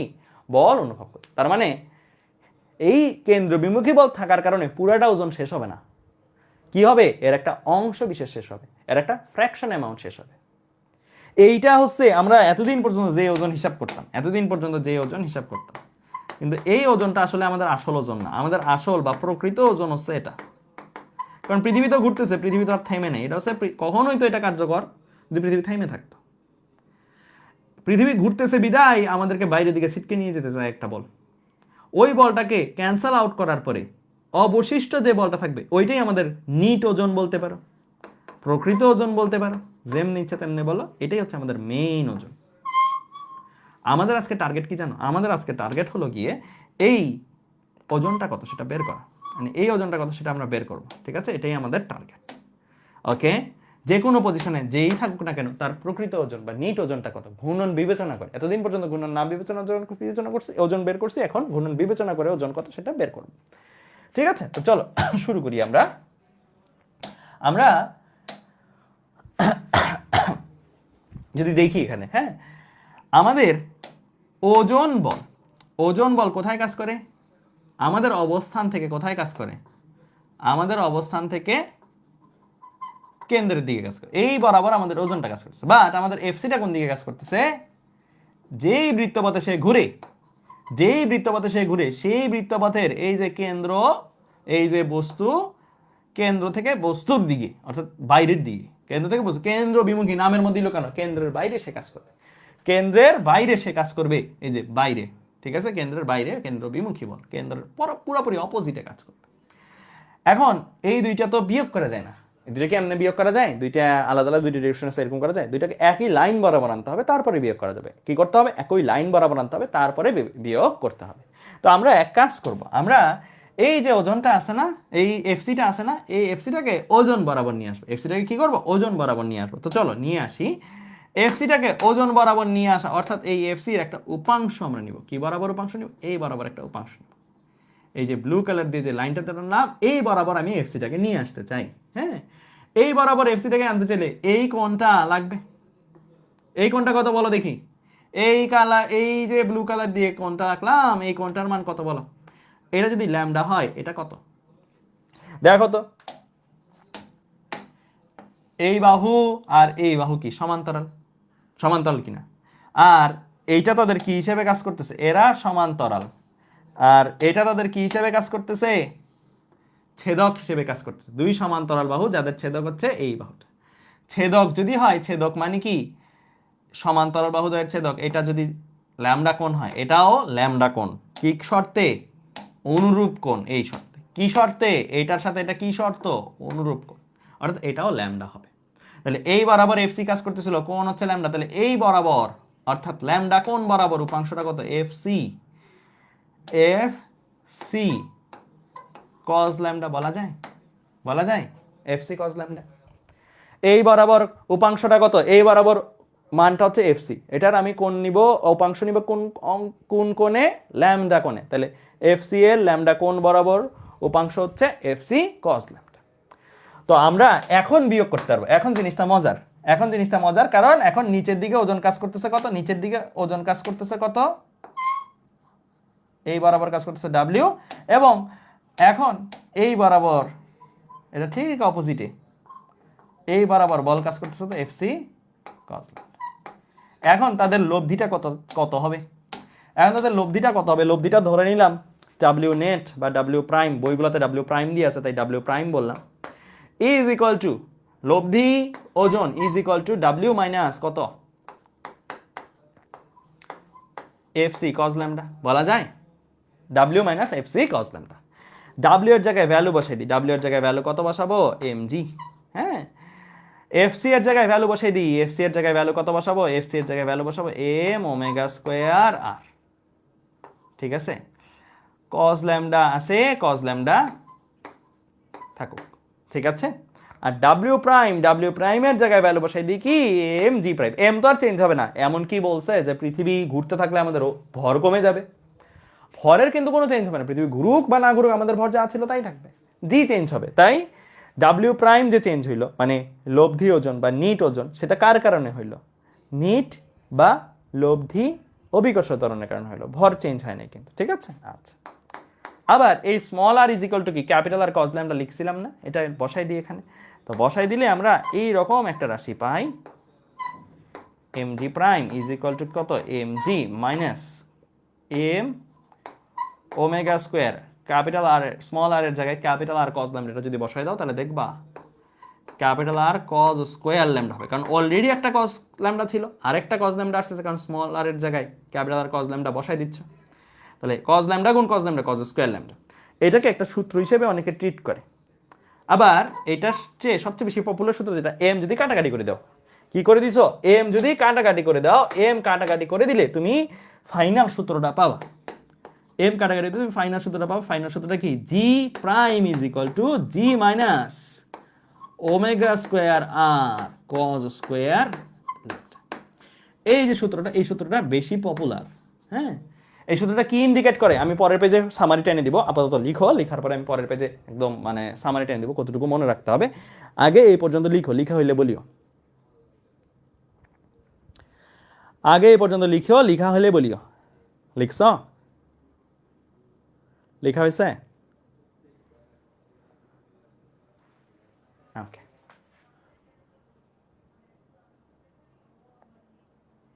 আচ্ছা, লেখা হইলে চলো আমরা এখন হেডিং দাও,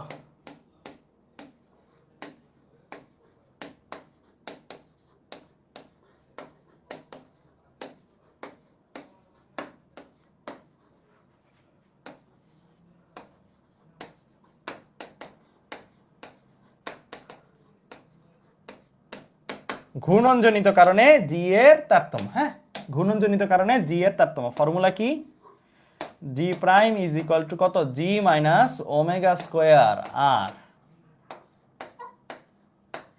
কজ স্কোয়ার ল্যামডা। এখানে পরিচয়গুলো লেখো, জি এর পরিচয় কি, জি প্রাইমের পরিচয় কি, জি প্রাইমের পরিচয় লেখো, ঘূর্ণন বিবেচনায়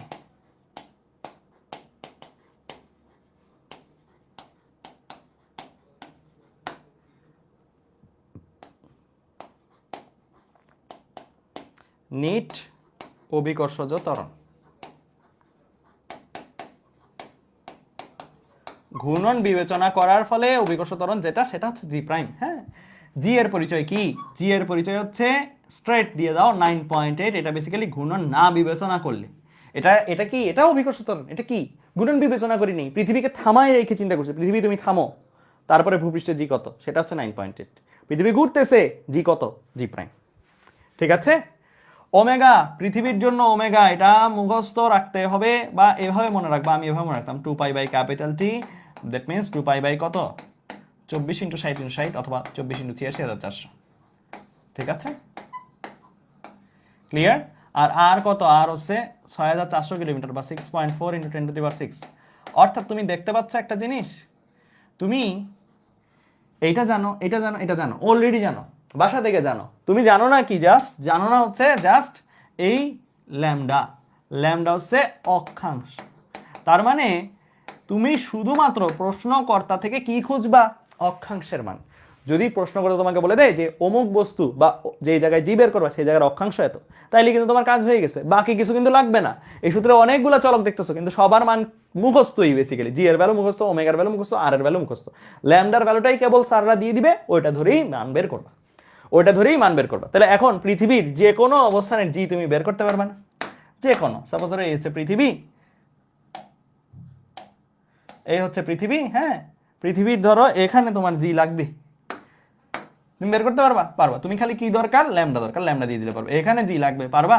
পারবা। এখানে জি লাগবে, পারবা? পারবা। এখানে জি লাগবে, পারবা। বিভিন্ন জায়গার জি তুমি এখন বের করতে পারবা, খালি তোমার কি লাগবে, ল্যামডা লাগবে। তার মানে এই সূত্রটাকে বলা যায় G prime is equal to function of lambda, অর্থাৎ শুধু ল্যামডার উপর ডিপেন্ড করে, বাকি জিনিসগুলো তো ধ্রুবক। বুঝছো? ক্লিয়ার? বোঝা গেছে? আচ্ছা, সবাই লেখা হইলে বলিও। তাহলে ভূপৃষ্ঠের এক এক স্থানের জি আমরা এখন বের করতে পারবো ইনশাল্লাহ। ঠিক আছে, এই সূত্রটা আমাদের সরাসরি মনে রাখলে হবে, একটু আগে আমরা পড়ছি যেটা, সেটা হচ্ছে ডিরাইভেশন। ঠিক আছে, আচ্ছা, এখন চলো আমরা কিছু কনসেপ্ট পড়ে ফেলি। হ্যাঁ, সবাই এই দুইটা জিনিস একটু লিখবা, মেরুতে এবং বিষবে, এই দুইটা জিনিস একটু লিখবা। মেরুতে এবং বিষুবে আমরা জি বের করব। ঠিক আছে, মানে ঘূর্ণন বিবেচনা করে জি এর যে মান সেটা বের করব। তো মেরু, মেরু কোন জায়গাটা বলো তো? মেরু হচ্ছে এইটা বা এটা, এগুলো হচ্ছে মেরু। মেরুতে ল্যামডার ভ্যালু কত? মেরু অঞ্চলে ল্যামডার ভ্যালু কত বলো? মেরু অঞ্চলে ল্যামডার ভ্যালু হচ্ছে 90 ডিগ্রি, তাই না? মেরু অঞ্চলে কত কোণ করে থাকে?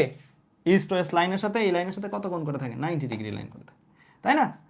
আচ্ছা, তো ল্যামডা যদি 90 ডিগ্রি বসাও, এই যে একটু আগে যে সূত্রটা শিখলাম, G prime is equal to G minus omega square R cos square 90, মানে cos 90 হোল স্কোয়ার। cos 90 এর ভ্যালু হচ্ছে 0, তাহলে দেখো কি আসে, জি প্রাইম ইজ ইকুয়াল টু কত আসে? জি প্রাইম ইজ ইকুয়াল টু আসে স্ট্রেট জি, মানে এই অংশটা 0 হয়ে যায়। cos 90 0 হওয়ার কারণে 0 এর সাথে যাই গুণ দাও না কেন 0 হয়ে যাবে।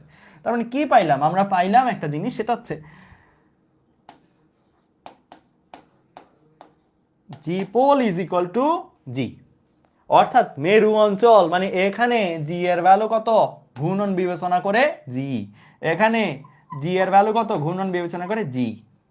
অর্থাৎ জি এর পরিচয় কি ছিল? 9.8, যেটাকে আমি তোমাদের বলছিলাম যে এটা কি বোঝায়, এটা বোঝাচ্ছে ঘূর্ণন না বিবেচনা করে যে অভিকর্ষ ত্বরণ। তার মানে মেরু অঞ্চলে পৃথিবী ঘুরতেছে কি ঘুরতেছে না, ওটার কোনো প্রভাব পড়ে? জি এর উপরে, ওজনের উপরে কোনো প্রভাব পড়ে? খেয়াল করিও, পৃথিবী যে ঘুরতেছে না না ঘুরতেছে, ওই রাশিটা কোনটা, ওই কোন কোন রাশি দিয়ে আসে? এটা ওমেগা। ওমেগা কৌণিক বেগ না, ঘূর্ণন বেগ বা কৌণিক বেগ। ওমেগাই তো বসানোর জায়গা নাই, বসানোর জায়গা আছে? cos 90 0 হয়ে যাওয়ার কারণে ওমেগার মান 10 হোক, 5 হোক, 100 হোক, 50 হোক, ম্যাটার করে?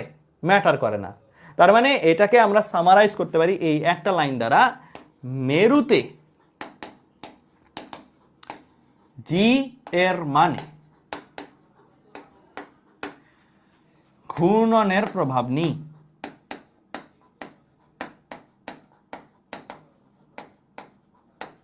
অর্থাৎ পৃথিবী ঘুরুক না ঘুরুক, ঘূর্ণন বাড়ুক কমুক, মেরু অঞ্চলের জি 9.8ই থাকবে, 9.8ই থাকবে, কমবেও না বাড়বে না। ঠিক আছে, বুঝতে পারছো? আচ্ছা, এবার আসো বিষুব অঞ্চলের জন্য কাজ করি। হ্যাঁ, বিষুব অঞ্চল, বিষুব অঞ্চল কারা? ইস্ট ওয়েস্ট লাইনের উপরে যেগুলো আছে। বিষুব অঞ্চলের ল্যামডা কত? 0 ডিগ্রি, মানে বিষুব অঞ্চল বলতে বোঝাচ্ছি কি? বিষুব অঞ্চল বলতে বোঝাচ্ছি এই যে, বা এই এই যে, এটা তো পেট দিয়ে রাখলাম, এই বড় এই পজিশনের প্রতিটা জায়গা কত ডিগ্রি করে আছে ইস্ট ওয়েস্ট লাইনের সাথে? 0 ডিগ্রি। হ্যাঁ, মানে একদম প্লেন ইস্ট ওয়েস্ট লাইনের সাথে 0 ডিগ্রি করে আছে। কত ডিগ্রি করে আছে? 0 ডিগ্রি করে আছে ইস্ট ওয়েস্ট লাইনের সাথে। তাহলে ল্যামডা যদি 0 হয়, তাহলে এখানে ফর্মুলা কি? G prime is equal to G minus omega square আর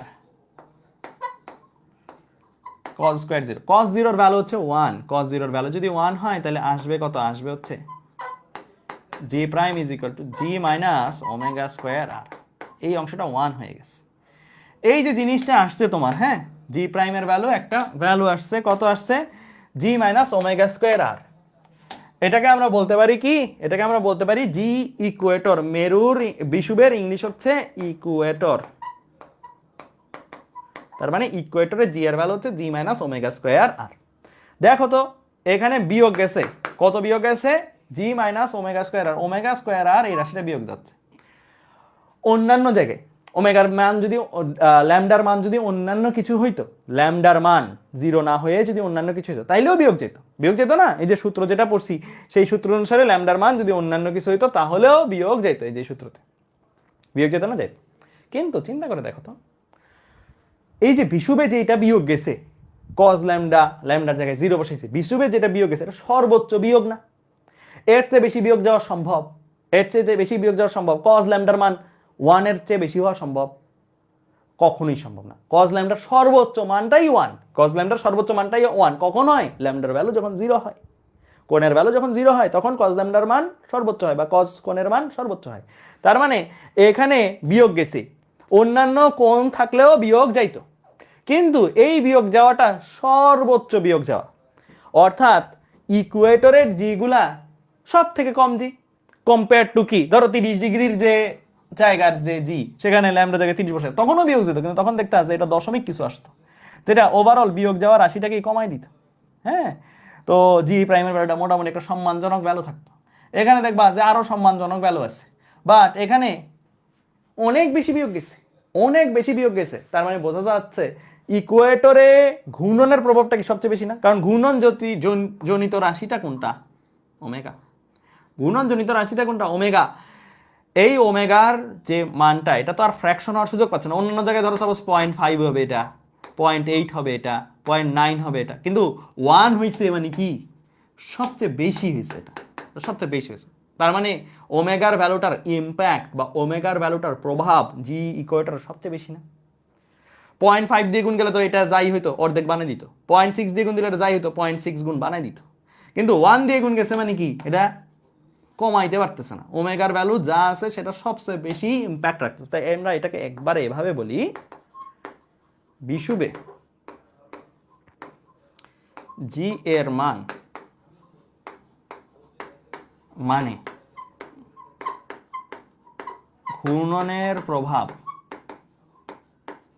সর্বোচ্চ। ঠিক আছে, বিষুবে জি এর মানে ঘূর্ণনের প্রভাব সর্বোচ্চ, অর্থাৎ ওমেগার মান বাড়লে বিষুবের জিটার মধ্যে ইম্প্যাক্ট প্রভাব সবচেয়ে বেশি, জি এর মান কমলে বিষুবের অঞ্চলে জি এর মানে এর প্রভাব সবচেয়ে কম। ঠিক আছে, সবাই লেখা হলে বলিও, সবাই লেখা হলে বলিও। দেখে কি মনে হচ্ছে কে বড় হবে? জি ইকুয়েটর বড় হবে না জি পোল বড় হবে? কি মনে হচ্ছে কে বড়? জি ইকুয়েটর বড় না জি পোল বড়? ডেফিনেটলি জি পোল বড়, জি পোল গ্রেটার দেন কি জি ইকুয়েটর। ঠিক আছে, এটা ছোটবেলায় পড়ছো তোমরা, ছোটবেলায় জানতা তোমরা মেরু অঞ্চলে জি এর মান বিষুব অঞ্চলে জি এর মানের চেয়ে বেশি। আজকে ম্যাথমেটিক্যালি দেখলাম দ্যাটস দ্য ডিফারেন্স। ঠিক আছে, ওকে। আচ্ছা, তোমরা ঢাকারটাও বের করিও, ঢাকা বা তোমার অঞ্চলেরটা তুমি বের করবা। হ্যাঁ, তোমার অঞ্চলেরটা বের করো, তুমি গুগলে সার্চ দিলেই হবে। ধরো তুমি চিটাগাংয়ে আসো বা তুমি কুমিল্লায় আসো, তুমি যেখানেই আসো তুমি সার্চ দিবা ল্যাটিটিউড বা লংগিটিউডিনাল অ্যাঙ্গেল বা এগুলো সার্চ দিবা, ল্যামডা সার্চ দিবা, ল্যামডা সার্চ দিয়ে যেমন ঢাকার ল্যামডাটা হচ্ছে 23.87 ডিগ্রি বের করবা, এটা হচ্ছে ঢাকার, ঢাকার জি ঢাকাটা বের করবা। তুমি যে কোনো জায়গার জি এখন বের করতে পারবা। হ্যাঁ, এটা করবা তোমরা, হোমওয়ার্ক নিজেরা ট্রাই করবা। ঠিক আছে, আচ্ছা। তো চলো আমরা এই পর্যন্ত বুঝলাম, এবার কিছু ঝটপট প্রশ্ন সলভ এবং এমসিকিউ করে ফেলি। সবাই বলো এই প্রশ্নের অ্যান্সার কি হবে? এই প্রশ্নের অ্যান্সার কি হবে? বলো।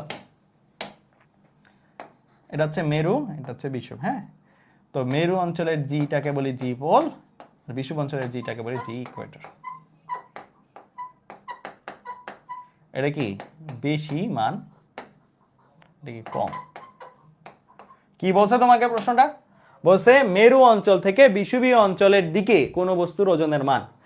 মেরু অঞ্চল থেকে বিষুবীয় অঞ্চলের দিকে যদি যাও তাহলে কি বেশি জি থেকে কম জি এর দিকে যাচ্ছ, বেশি জি এর থেকে কম জি এর যদি দিকে যাও তার মানে কি জি এর ভ্যালু কি কমাচ্ছ, কমতে থাকে।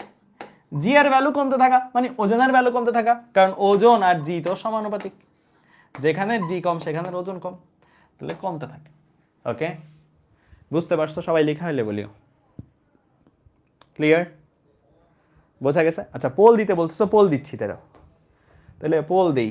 ওয়েট,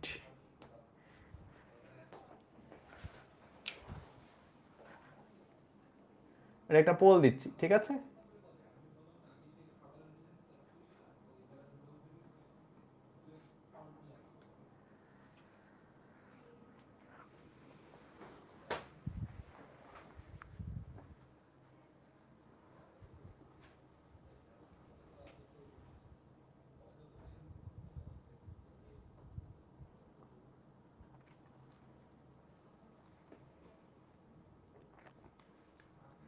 এটার অ্যান্সার কি হবে বলো?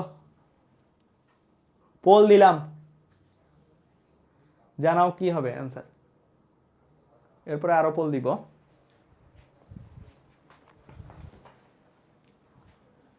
ফার্স্ট হইছে বাপ্পি আহমেদ, সেকেন্ড হইছে হেনা মনিরা, থার্ড হইছে হ্যাকার্স ওয়াইটি। আচ্ছা, তাহলে দেখো এটার অ্যান্সার হচ্ছে সি নাম্বার। সি নাম্বার কেন? মেরুতে কোনো বস্তুর ওজন দেওয়া আছে, কোথায়? মেরুতে ওজন দেওয়া আছে ডাব্লিউ। পৃথিবীর ঘূর্ণন বেগ দ্বিগুণ করছো, ঘূর্ণন বেগ দ্বিগুণ করার অর্থ হচ্ছে ওমেগা আর ওমেগা নাই, ওমেগা প্রাইম হয়ে গেছে। কত আগের ডাক বল, আগে যদি পৃথিবী ওমেগা কৌণিক বেগে ঘুরতো, এখন ওমেগা প্রাইম কৌণিক বেগে ঘুরে। ওমেগা প্রাইমের ভ্যালু কত? 2 ওমেগা।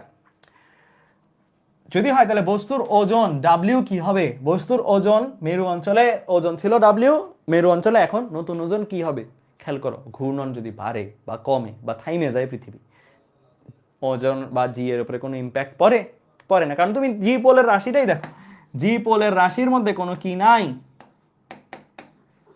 ওমেগা নাই। ওমেগা যা বসাবা, বসানোর সুযোগই নেই। বসানোর সুযোগ না থাকলে চেঞ্জ হবে? জি পোল চেঞ্জ হবে না, জি পোল চেঞ্জ হবে না মানে ডাব্লিউ পোল চেঞ্জ হবে না। এটা ডাব্লিউ পোল মানে পোলে ওজন, তাহলে ডাব্লিউ পোল আগের মতনই থাকবে। ডাব্লিউ পোল কি আগের মতনই থাকবে, ঠিক আছে? বুঝতে পারছো? তো এটা আগের মতনই থাকবে, ঠিক আছে? আচ্ছা, এরপরে আসি, এটা গেল। এইটার অ্যান্সার দাও দেখি, এটা দেখি কে কে পারে।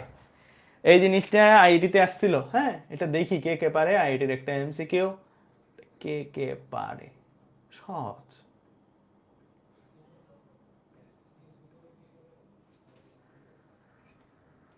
পোল দিলাম, সবাই অ্যান্সার করো এটা।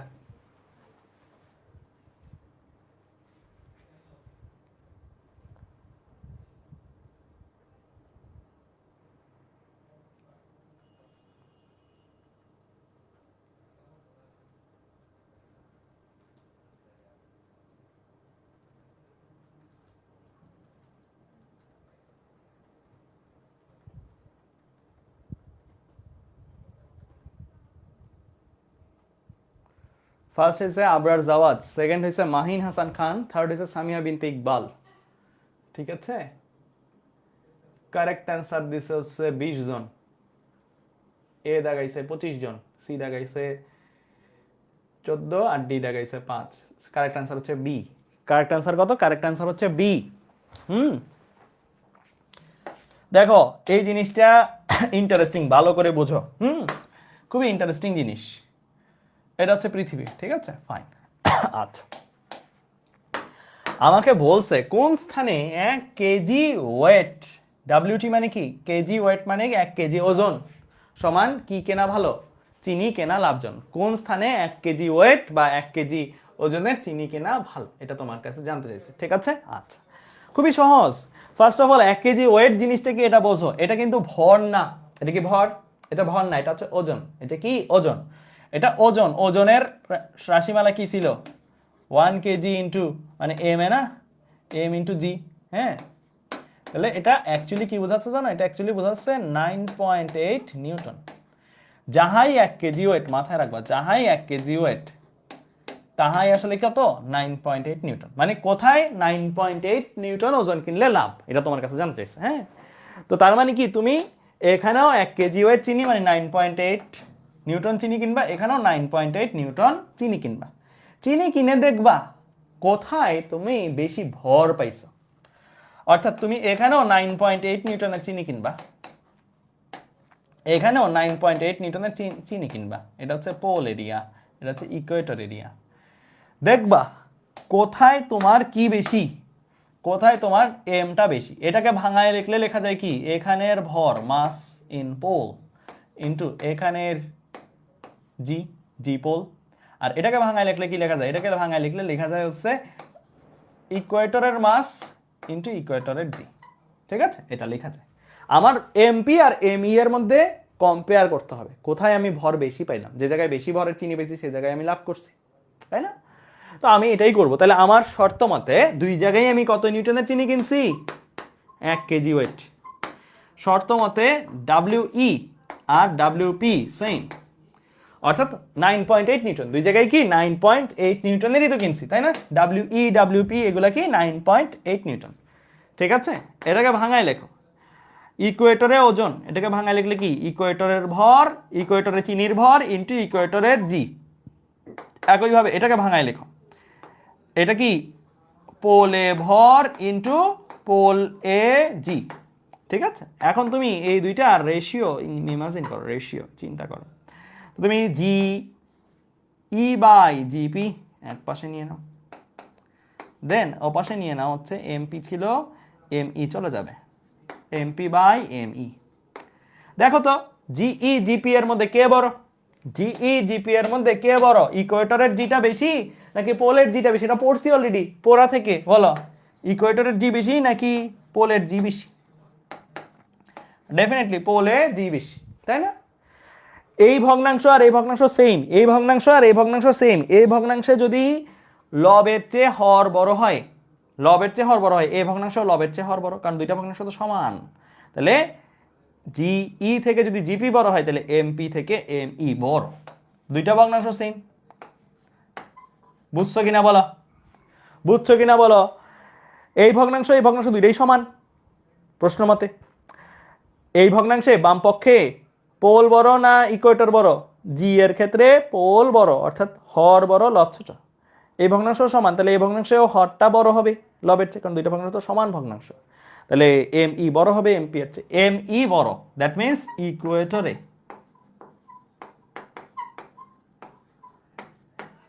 কেনা লাভজনক। মানে ইকুয়েটরে তুমি 1 কেজি ওয়েট চিনি কিনলে বেশি চিনি পাবা, ভর বেশি চিনি মানে কি বেশি, চিনির ভর বেশি মানে কি বেশি চিনি পাবা, বেশি সংখ্যক দানা পাবা চিনির। হ্যাঁ, আর পোলে যদি ওই 1 কেজি ওয়েট চিনি কিনো কম দানার চিনি পাবা, মানে কম পরিমাণ চিনি পাবা সহজ কথা। ঠিক আছে, তাই বিষুবীয় অঞ্চল মানে ইকুয়েটর মানে নিরক্ষীয় অঞ্চল, নিরক্ষীয় অঞ্চলে চিনি কেনা লাভজনক। ঠিক আছে, ক্লিয়ার? নিরক্ষীয় অঞ্চলে চিনি কিনা লাভজনক, যেখানে ভর বেশি পাবো চিনির সেখানেই তো লাভ করছি, বেশি চিনি পাইছি আমি, বেশি চা খেতে পারবো, বেশি শরবত খেতে পারবো, তাই না? ওকে, ঠিক আছে। আচ্ছা, এরপরে আসো এই প্রবলেমটা আমরা করব। হ্যাঁ, এটা একদম ইজি প্রবলেম, ফাস্ট তুলে ফেলো, এটা ফাস্ট তুলে ফেলো, টাইমার দেওয়ারও মতন প্রবলেম না, এটা খুবই সহজ প্রবলেম, একটু ফাস্ট তুলে ফেলবা। হ্যাঁ,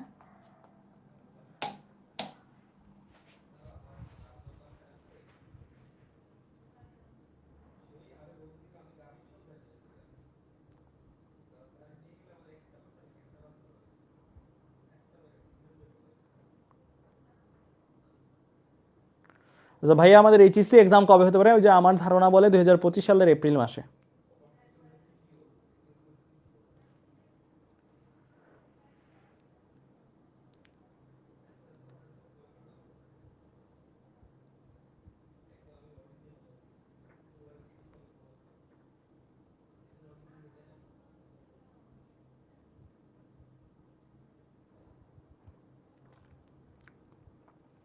আচ্ছা, ফিজিক্স কমপ্লিট হবে কোন মাসে?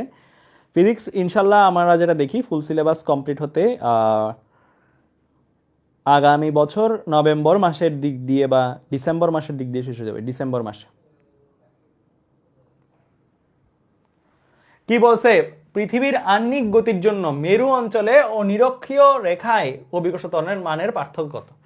পৃথিবীর আহ্নিক গতির জন্য মানে পৃথিবী ঘুরতেছে ধরতে বলছে জি পোল আর জি ইকুয়েটর, নিরক্ষীয় রেখার জি মিন্স কি জি ইকুয়েটর, এদের মধ্যে ডিফারেন্সটা কত? ঠিক আছে, মানে সহজ কথায় তোমার কাছে জানতে চাইছি কি জি ইকুয়েটর বিয়োগ জি পোল, এটা জানতে চাইছে। হ্যাঁ, এই দুইটা কত? তো জি ইকুয়েটরের সূত্র কি? জি ইকুয়েটরের সূত্র হচ্ছে জি মাইনাস ওমেগা স্কোয়ার আর, পড়ছি সবাই আমরা। আর জি পোলের সূত্র কি? জি পোলের সূত্র হচ্ছে শুধু জি, কারণ ওর ক্ষেত্রে 0 হয়ে যায়, ঠিক আছে? তো তোমার এখানে থাকবে কি? থাকবে হচ্ছে, আচ্ছা এটা আগে দাও, পোলটা আগে দাও, কারণ তোমাকে পোল আগে বলছে তো প্রশ্নে, তাহলে পোলটা আগে দাও, তাহলে বেটার, নাহলে মাইনাস সহ অ্যান্সার আসে। জি পোল বিয়োগ জি ইকুয়েটর।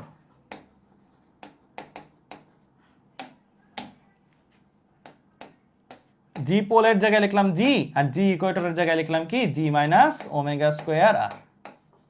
তাহলে জি জি কাটা, ও মাইনাসে মাইনাসে প্লাস হয়ে যাবে, তাহলে শুধু থাকবে কি? ওমেগা স্কোয়ার আর। এটাই তোমার অ্যান্সার। তার মানে মেরু অঞ্চল আর বিষুবীয় অঞ্চলের মধ্যে জি এর পার্থক্য হচ্ছে জাস্ট ওমেগা স্কোয়ার আর, এই পরিমাণটাই, ঠিক আছে? এই পরিমাণটাই। ক্লিয়ার? খুবই সহজ প্রশ্ন, এগুলো থেকে খুব সহজ প্রশ্ন আসে তোমাদের। ওকে, একজন বলছে কোথায় চিনি বিক্রি করা লাভজনক। এটা খুব সুন্দর কথা বলছো। কেনা যদি লাভজনক হয় বিষুবীয় অঞ্চলে, তাহলে বিক্রি করা লাভজনক কি? মেরু অঞ্চলে। তুমি মেরু অঞ্চল থেকে, বিষুবীয় অঞ্চল থেকে কিনে মেরু অঞ্চলে যাই যখন বিক্রি করবা, দেখবা তুমি কিছু অ্যামাউন্ট অফ চিনি বাঁচাই ফেলতে পারছো। ঠিক আছে, কিছু অ্যামাউন্ট অফ চিনি বাঁচাই ফেলতে পারছো। এই প্রশ্ন আসলে পারতা না যে বিষুবীয় অঞ্চল থেকে চিনি কেনে মেরু অঞ্চলে 1 কেজি ওয়েট চিনি বিক্রি করলে, বিষুবীয় অঞ্চল থেকে 1 কেজি ওয়েট চিনি কিনে বিষুবীয় অঞ্চলে 1 কেজি ওয়েট চিনি বিক্রি করলে কত ভরের চিনি বাঁচানো সম্ভব? পারতা? তাহলে তুমি জি বেসিক্যালি কি করতা? এম ইকুয়েটর যেহেতু বড়, এম ইকুয়েটরের ভ্যালু বের করতা, এম পোলের ভ্যালু বের করতা, এম ইকুয়েটর বিয়োগ এম পোল করে যা আসতো রিমেনিং ভর, ওইটাই, ওই পরিমাণের ভর তোমার কাছে অবশিষ্ট থেকে যেত। ঠিক আছে, আচ্ছা। এরপরে চলো সামনের দিকে আগাই। এটা এটা একটা ভালো প্রশ্ন, হ্যাঁ, সবাই এই প্রশ্নটা তুলে ফেলো, সবাই এই প্রশ্নটা তুলে ফেলো, ভালো মানের একটা প্রশ্ন এটা, হ্যাঁ।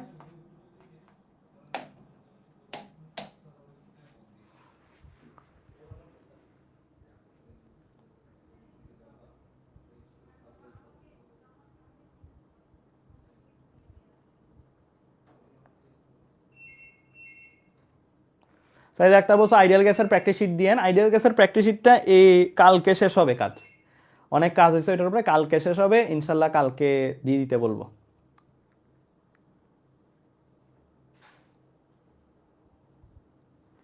আচ্ছা আজকে 2024 ইয়ারে ক্লাস শেষ করেন ভাইয়া। না আমি তো বলছি 23-এই শেষ করে দিব। তোমরা আবার মাইন্ড করো কিনা যে হ্যাপি নিউ ইয়ারের সময় ক্লাসে রেখে দিছি তোমাদেরকে আটকায়। আমি এর জন্য আজকে ভাবছি 1.5 ঘন্টা ক্লাস নেব।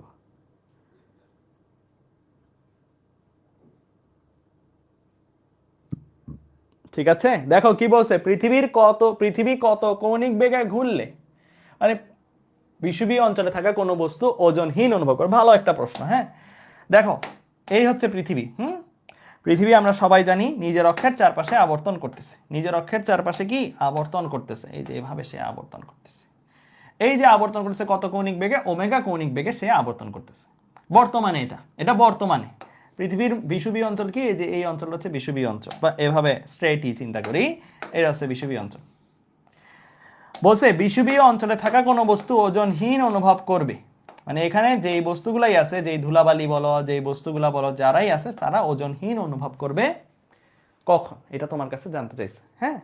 তো এই জিনিসটা ওমেগাটাকে বাড়ায় কমায় তোমার চিন্তা করতে হবে। দ্যাট মিনস সূত্র তো সবাই জানি, সবাই তো সূত্র জানি। সূত্র কি? G prime is equal to G minus omega square R cos square lambda. ঘূর্ণন বিবেচনা করে যেই অভিকর্ষ ত্বরণ হয় সেই সূত্রটা লিখলাম। বিষুব অঞ্চলের জন্য কাজ করতে বলছে, তাই বিষুব অঞ্চল লিখি। বিষুব অঞ্চল, বিষুব অঞ্চল মানে কি? বিষুব অঞ্চল মানে হচ্ছে যেখানে ল্যামডা কত? 0 ডিগ্রি। ল্যামডা কত? 0 ডিগ্রি। তাহলে এখানে ল্যামডা 0 বসাইলে কত আসবে? G prime is equal to G minus omega square R, এই জায়গায় 0 বসে গেলে এটা 1 হয়ে যাবে, মানে এরকম কিছু থাকবে, ওমেগা স্কোয়ার আর থাকবে। এখন শর্ত মতে জিনিসটা কি বলছি তোমাকে? শর্তটা কি বলছে? শর্তটা বলছে কোন বস্তু ওজনহীন অনুভব করবে। ওজনহীন অনুভব করবে মানে কি? ইকুয়েটরে যে কোনো বস্তুর ওজন 0 হবে। ডাব্লিউ ইকুয়েটর ইকুয়াল টু 0 হবে, ওজন 0 হবে। ডাব্লিউ ইকুয়েটরকে ভাঙাও, ডাব্লিউ ইকুয়েটরকে ভাঙায় কি লেখা যায়? এম জি ইকুয়েটর লেখা যায়, রাইট? Is equal to 0।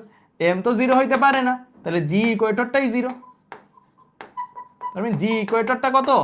0। ঠিক আছে, মানে যদি কোনো বস্তু ওজনহীন হইতে হয় বিষুব অঞ্চলে, তাহলে বিষুব অঞ্চলে কোনো কি থাকা যাবে না, জি থাকা যাবে না, জি এর ভ্যালুটাই জিরো আসতে হবে। ঘূর্ণনের কারণে জি এর ভ্যালুটাই জিরো আসতে হবে। এটা কিন্তু সাধারণত হবে না, এটা কখন হবে, যদি খুব স্পিডে ধরো ঘোরা শুরু করছে। নর্মাল ওমেগায় কিন্তু বিষুব অঞ্চলে কোনো বস্তু জি জিরো হয় না, হ্যাঁ বিয়োগ যায় কিছু একটা, কিন্তু জিরো হয় না। আমরা এখন এমন স্পিডে ঘুরাবো, কত স্পিড, ওমেগা প্রাইম স্পিড, যেন বিষুব অঞ্চলে কোনো জি না থাকে, অর্থাৎ বিষুব অঞ্চলে যে কোনো বস্তুই যেন কি ওজনহীন অনুভব করে। তো আমাদের শর্ত মতে জি প্রাইমের জায়গায় কত, আমাদের শর্ত মতে জি প্রাইম ইকুয়াল টু জিরো, কারণ আমরা চাই পৃথিবীকে এমন স্পিডে ঘুরাইতে যেন কোনো ওজনই না থাকে বিষুব অঞ্চলে। জি এর জায়গায় ভ্যালু কত, 9.8 মাইনাস ওমেগা, ওমেগার জায়গায় ভ্যালু বসাবো কত, ওমেগা প্রাইম, আর আর আর এর মতন থাকবে। তাহলে এখান থেকে তুমি ওমেগা প্রাইম থেকে এক পাশে করে বাকি সব অন্য পাশে করে পাঠিয়ে দিতে পারো না, অন্য পাশে পাঠিয়ে দিতে, অন্য পাশে যদি পাঠিয়ে দাও তাহলে এইটাই পাশে যাবে, এইরকম কিছু আসবে। 9.8 ডিভাইড বাই কত, আর এরকম কিছু আসবে। তো তুমি এটা ভ্যালু বের করতে পারবা কিন্তু চাইলে। 9.8 ডিভাইড বাই কত, 6.4 ইন্টু 10 টু দি পাওয়ার কত, 6। দেখো কত আসে, দেখো কত আসে এটা তোমার। 9.8 divide by 6.4 into 10 to the power 6, তাহলে আসছে 1.237 into 10 to the power minus 3, এত রেডিয়ান পার সেকেন্ড। তো দেখো এটা অনেক স্পিড কিন্তু। নর্মালি পৃথিবী কত স্পিডে ঘুরে, নর্মালি পৃথিবীর দিকটা আগে বের করছিলাম ওমেগা, ওমেগা যখন বের করছিলাম কত, 2 পাই ডিভাইডেড বাই কত, 86,400 দিয়ে বা 24 ইন্টু 60 ইন্টু 60 দিয়ে বের করছে, তখন বাইরে ছিল 7.27 into 10 to the power minus 5। Normally পৃথিবী 7.27 into 10 to the power minus 5 radian per second স্পিডে ঘুরে, আর এখন 1.237 into 10 to the power minus 3, কই 10 টু দি পাওয়ার মাইনাস 5 আর কই 10 টু দি পাওয়ার মাইনাস 3, এটা অনেক বড় স্পিড, অনেক বাড়াই দিছ। তো অনেক বেশি স্পিডে যদি ঘুরে, তাহলে পৃথিবীর বিষুব অঞ্চলে থাকা কোনো বস্তু কোনো জি ফিল করবে না, অর্থাৎ কোনো ওজনই সে অনুভব করবে না। সে কি থাকবে, মহাশূন্যে একটা বস্তু যেমন ভাসতে থাকে, মহাশূন্যে দেখছো বস্তুগুলো কিভাবে ভাসতে থাকে, এই রকম স্পিডে ঘুরলে, এইরকম স্পিডে ঘুরলে বিষুব অঞ্চলের কোনো বস্তুও ভাসতে থাকবে। ঠিক আছে, বলো তো এই স্পিডে যদি ঘুরে পৃথিবী, বিষুব অঞ্চলের কোনো বস্তু তো ওজন পাইল না, হ্যাঁ বিষুব অঞ্চলের কোনো বস্তুর কোনো ওজন নাই। মেরু অঞ্চলে এই স্পিডে ঘুরলে মেরু অঞ্চলে কোনো থাকা বস্তুর ডাব্লিউ থাকবে কিনা, থাকবে, থাকবে, থাকবে, এবং আগের মতনই থাকবে, এবং আগের মতই থাকবে। কারণ ঘূর্ণন বাড়াও কমাও বন্ধ করে দাও, যাই করো, পৃথিবীর ঘূর্ণন বন্ধ হয়ে গেলেও তো মেরু অঞ্চলে তো ঘূর্ণনের কোনো প্রভাবই নেই। মেরু অঞ্চলে যেই জি আগেও ছিল, ঘূর্ণন বাড়লেও তা থাকবে, কমলেও তা থাকবে, না থাকলেও তা থাকবে, ঘূর্ণন না থাকলেও তা থাকবে। ঠিক আছে, এই জিনিসটা মাথায় রাখি। ক্লিয়ার, বুঝতে পারছো? এই প্রশ্নটা অনেকভাবে আসে, বলতে পারে যে মেরু অঞ্চলে কোনো বস্তু আর থাকবে না, মেরু অঞ্চলে কোনো বস্তু আর থাকবে না। তো বস্তু থাকবে না মিন্স কি, ওরা সবাই মানে ধুলাবালি, মাটি, পাথর, বালু, পানি, বিষুব অঞ্চলের সকল বস্তুই কি হয়ে যাবে তখন, বাইরের দিকে চলে আসবে।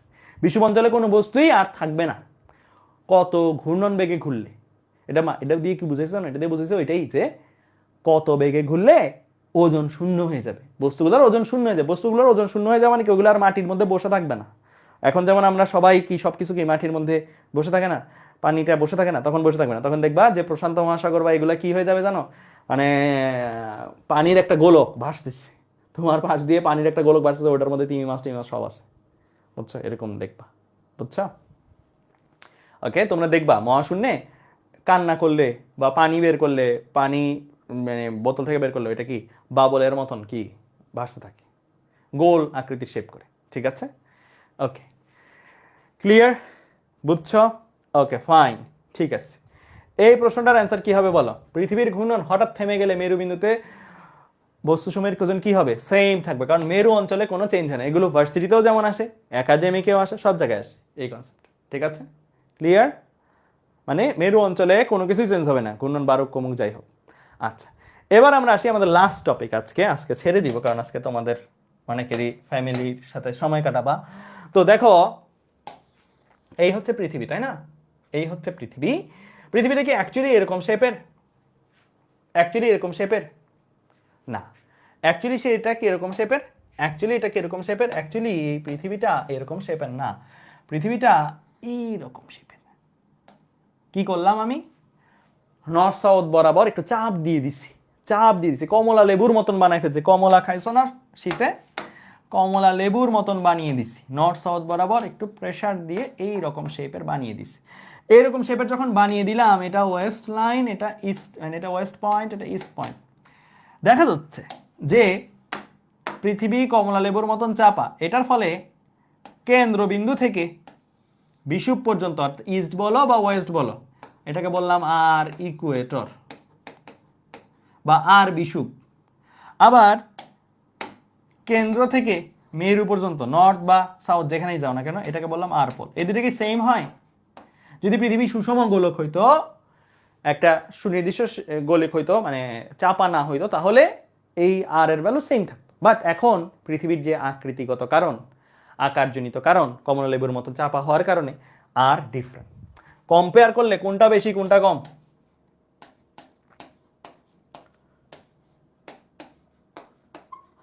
আর ইকুয়েটর বেশ বড়, আর ইকুয়েটর বেশ বড়।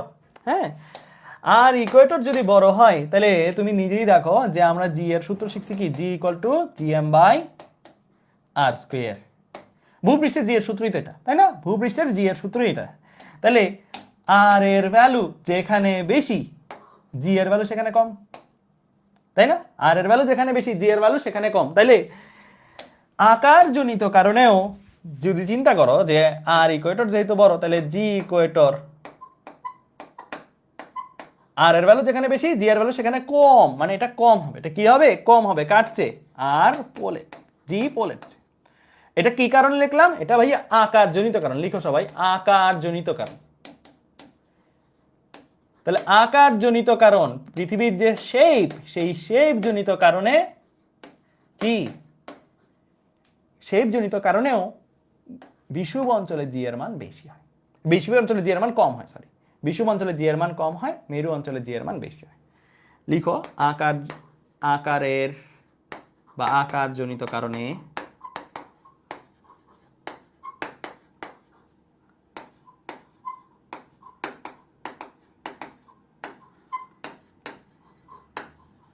তাহলে কয়টা কারণে মেরু অঞ্চলে জি বেশি পাইছো? কয়টা কারণে টোটাল আজকের ক্লাসে? দুইটা। একটা হচ্ছে ঘূর্ণনজনিত কারণে, আরেকটা হচ্ছে আকারজনিত কারণে। আমি এটা এভাবে মনে রাখতাম। নর্থ সাউথকে একটা ইউনিভার্সিটি নেম না? North south. ইস্ট ওয়েস্ট কি আরেকটা ইউনিভার্সিটি নেম না? ইস্ট ওয়েস্ট আরেকটা ইউনিভার্সিটি নেম। তো দুই কারণে নর্থ সাউথ ইস্ট ওয়েস্ট ইউনিভার্সিটির সাথে জিতে গেছে। দুইটা কারণ কি কি? একটা হচ্ছে আকারজনিত কারণ, আর একটা ঘূর্ণনজনিত কারণ। দুইটা কারণেই নর্থ সাউথ এগিয়ে ইস্ট ওয়েস্ট থাকে। এটা তোমাদের উচ্চতর দক্ষতা প্রশ্ন আসবে। উচ্চতর দক্ষতা প্রশ্নগুলো এরকম হয় যে মেরু অঞ্চলে, ধরো উদ্দীপক একজন স্টেটমেন্ট দিল, রহিম বা করিম বলবে যে মেরু অঞ্চল অপেক্ষা বিষুব অঞ্চলে জি এর মান অপেক্ষাকৃত বেশি, সরি, বিষুব অঞ্চলে জি এর মান বিষুব অঞ্চলের জি এর মান অপেক্ষা মেরু অঞ্চলের জি এর মান অপেক্ষাকৃত বেশি। এরকম হয় পজিটিভ একটা স্টেটমেন্ট দিবে অথবা নেগেটিভ একটা, হয় ভুল কথা বলবে না সঠিক কথা বলবে। ঠিক আছে? তো খ নাম্বারে বলবে রহিমের বক্তব্যের সত্যতা যাচাই করো, রহিমের বক্তব্যটি ভুল কেন ব্যাখ্যা করো, এরকম বলবে।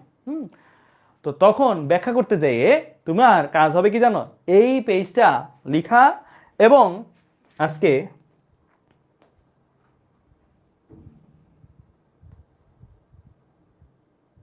এই পেজটা লেখা, এই দোনোটা পেজ লিখা তোমার কাজ। এই দুইটা পেজ যদি তুমি লিখো, তাহলে তুমি 4/4 পাবা। অনেকে যেটা করে সেটা হচ্ছে শুধু ঘূর্ণনজনিত কারণের ব্যাখ্যাটা দিয়ে দেয়। ঘূর্ণনজনিত কারণে মেরুতে জি বিষুবের জি অপেক্ষা বৃহত্তর, এইভাবে ব্যাখ্যাটা দিয়ে দেয়, তারা অর্ধেক মার্কস পাবে। আকারজনিত কারণটাকে অনেকে স্কিপ করে বা ইগনোর করে ফেলে বা খেয়াল থাকে না, তারা কিন্তু অর্ধেক মার্কস কম পাবে। যদি তোমাকে বলে মেরুতে জি বিষুবের জি অপেক্ষা বেশি, এটাকে ব্যাখ্যা করতে অবশ্যই দুইটা ব্যাখ্যাই দিবা।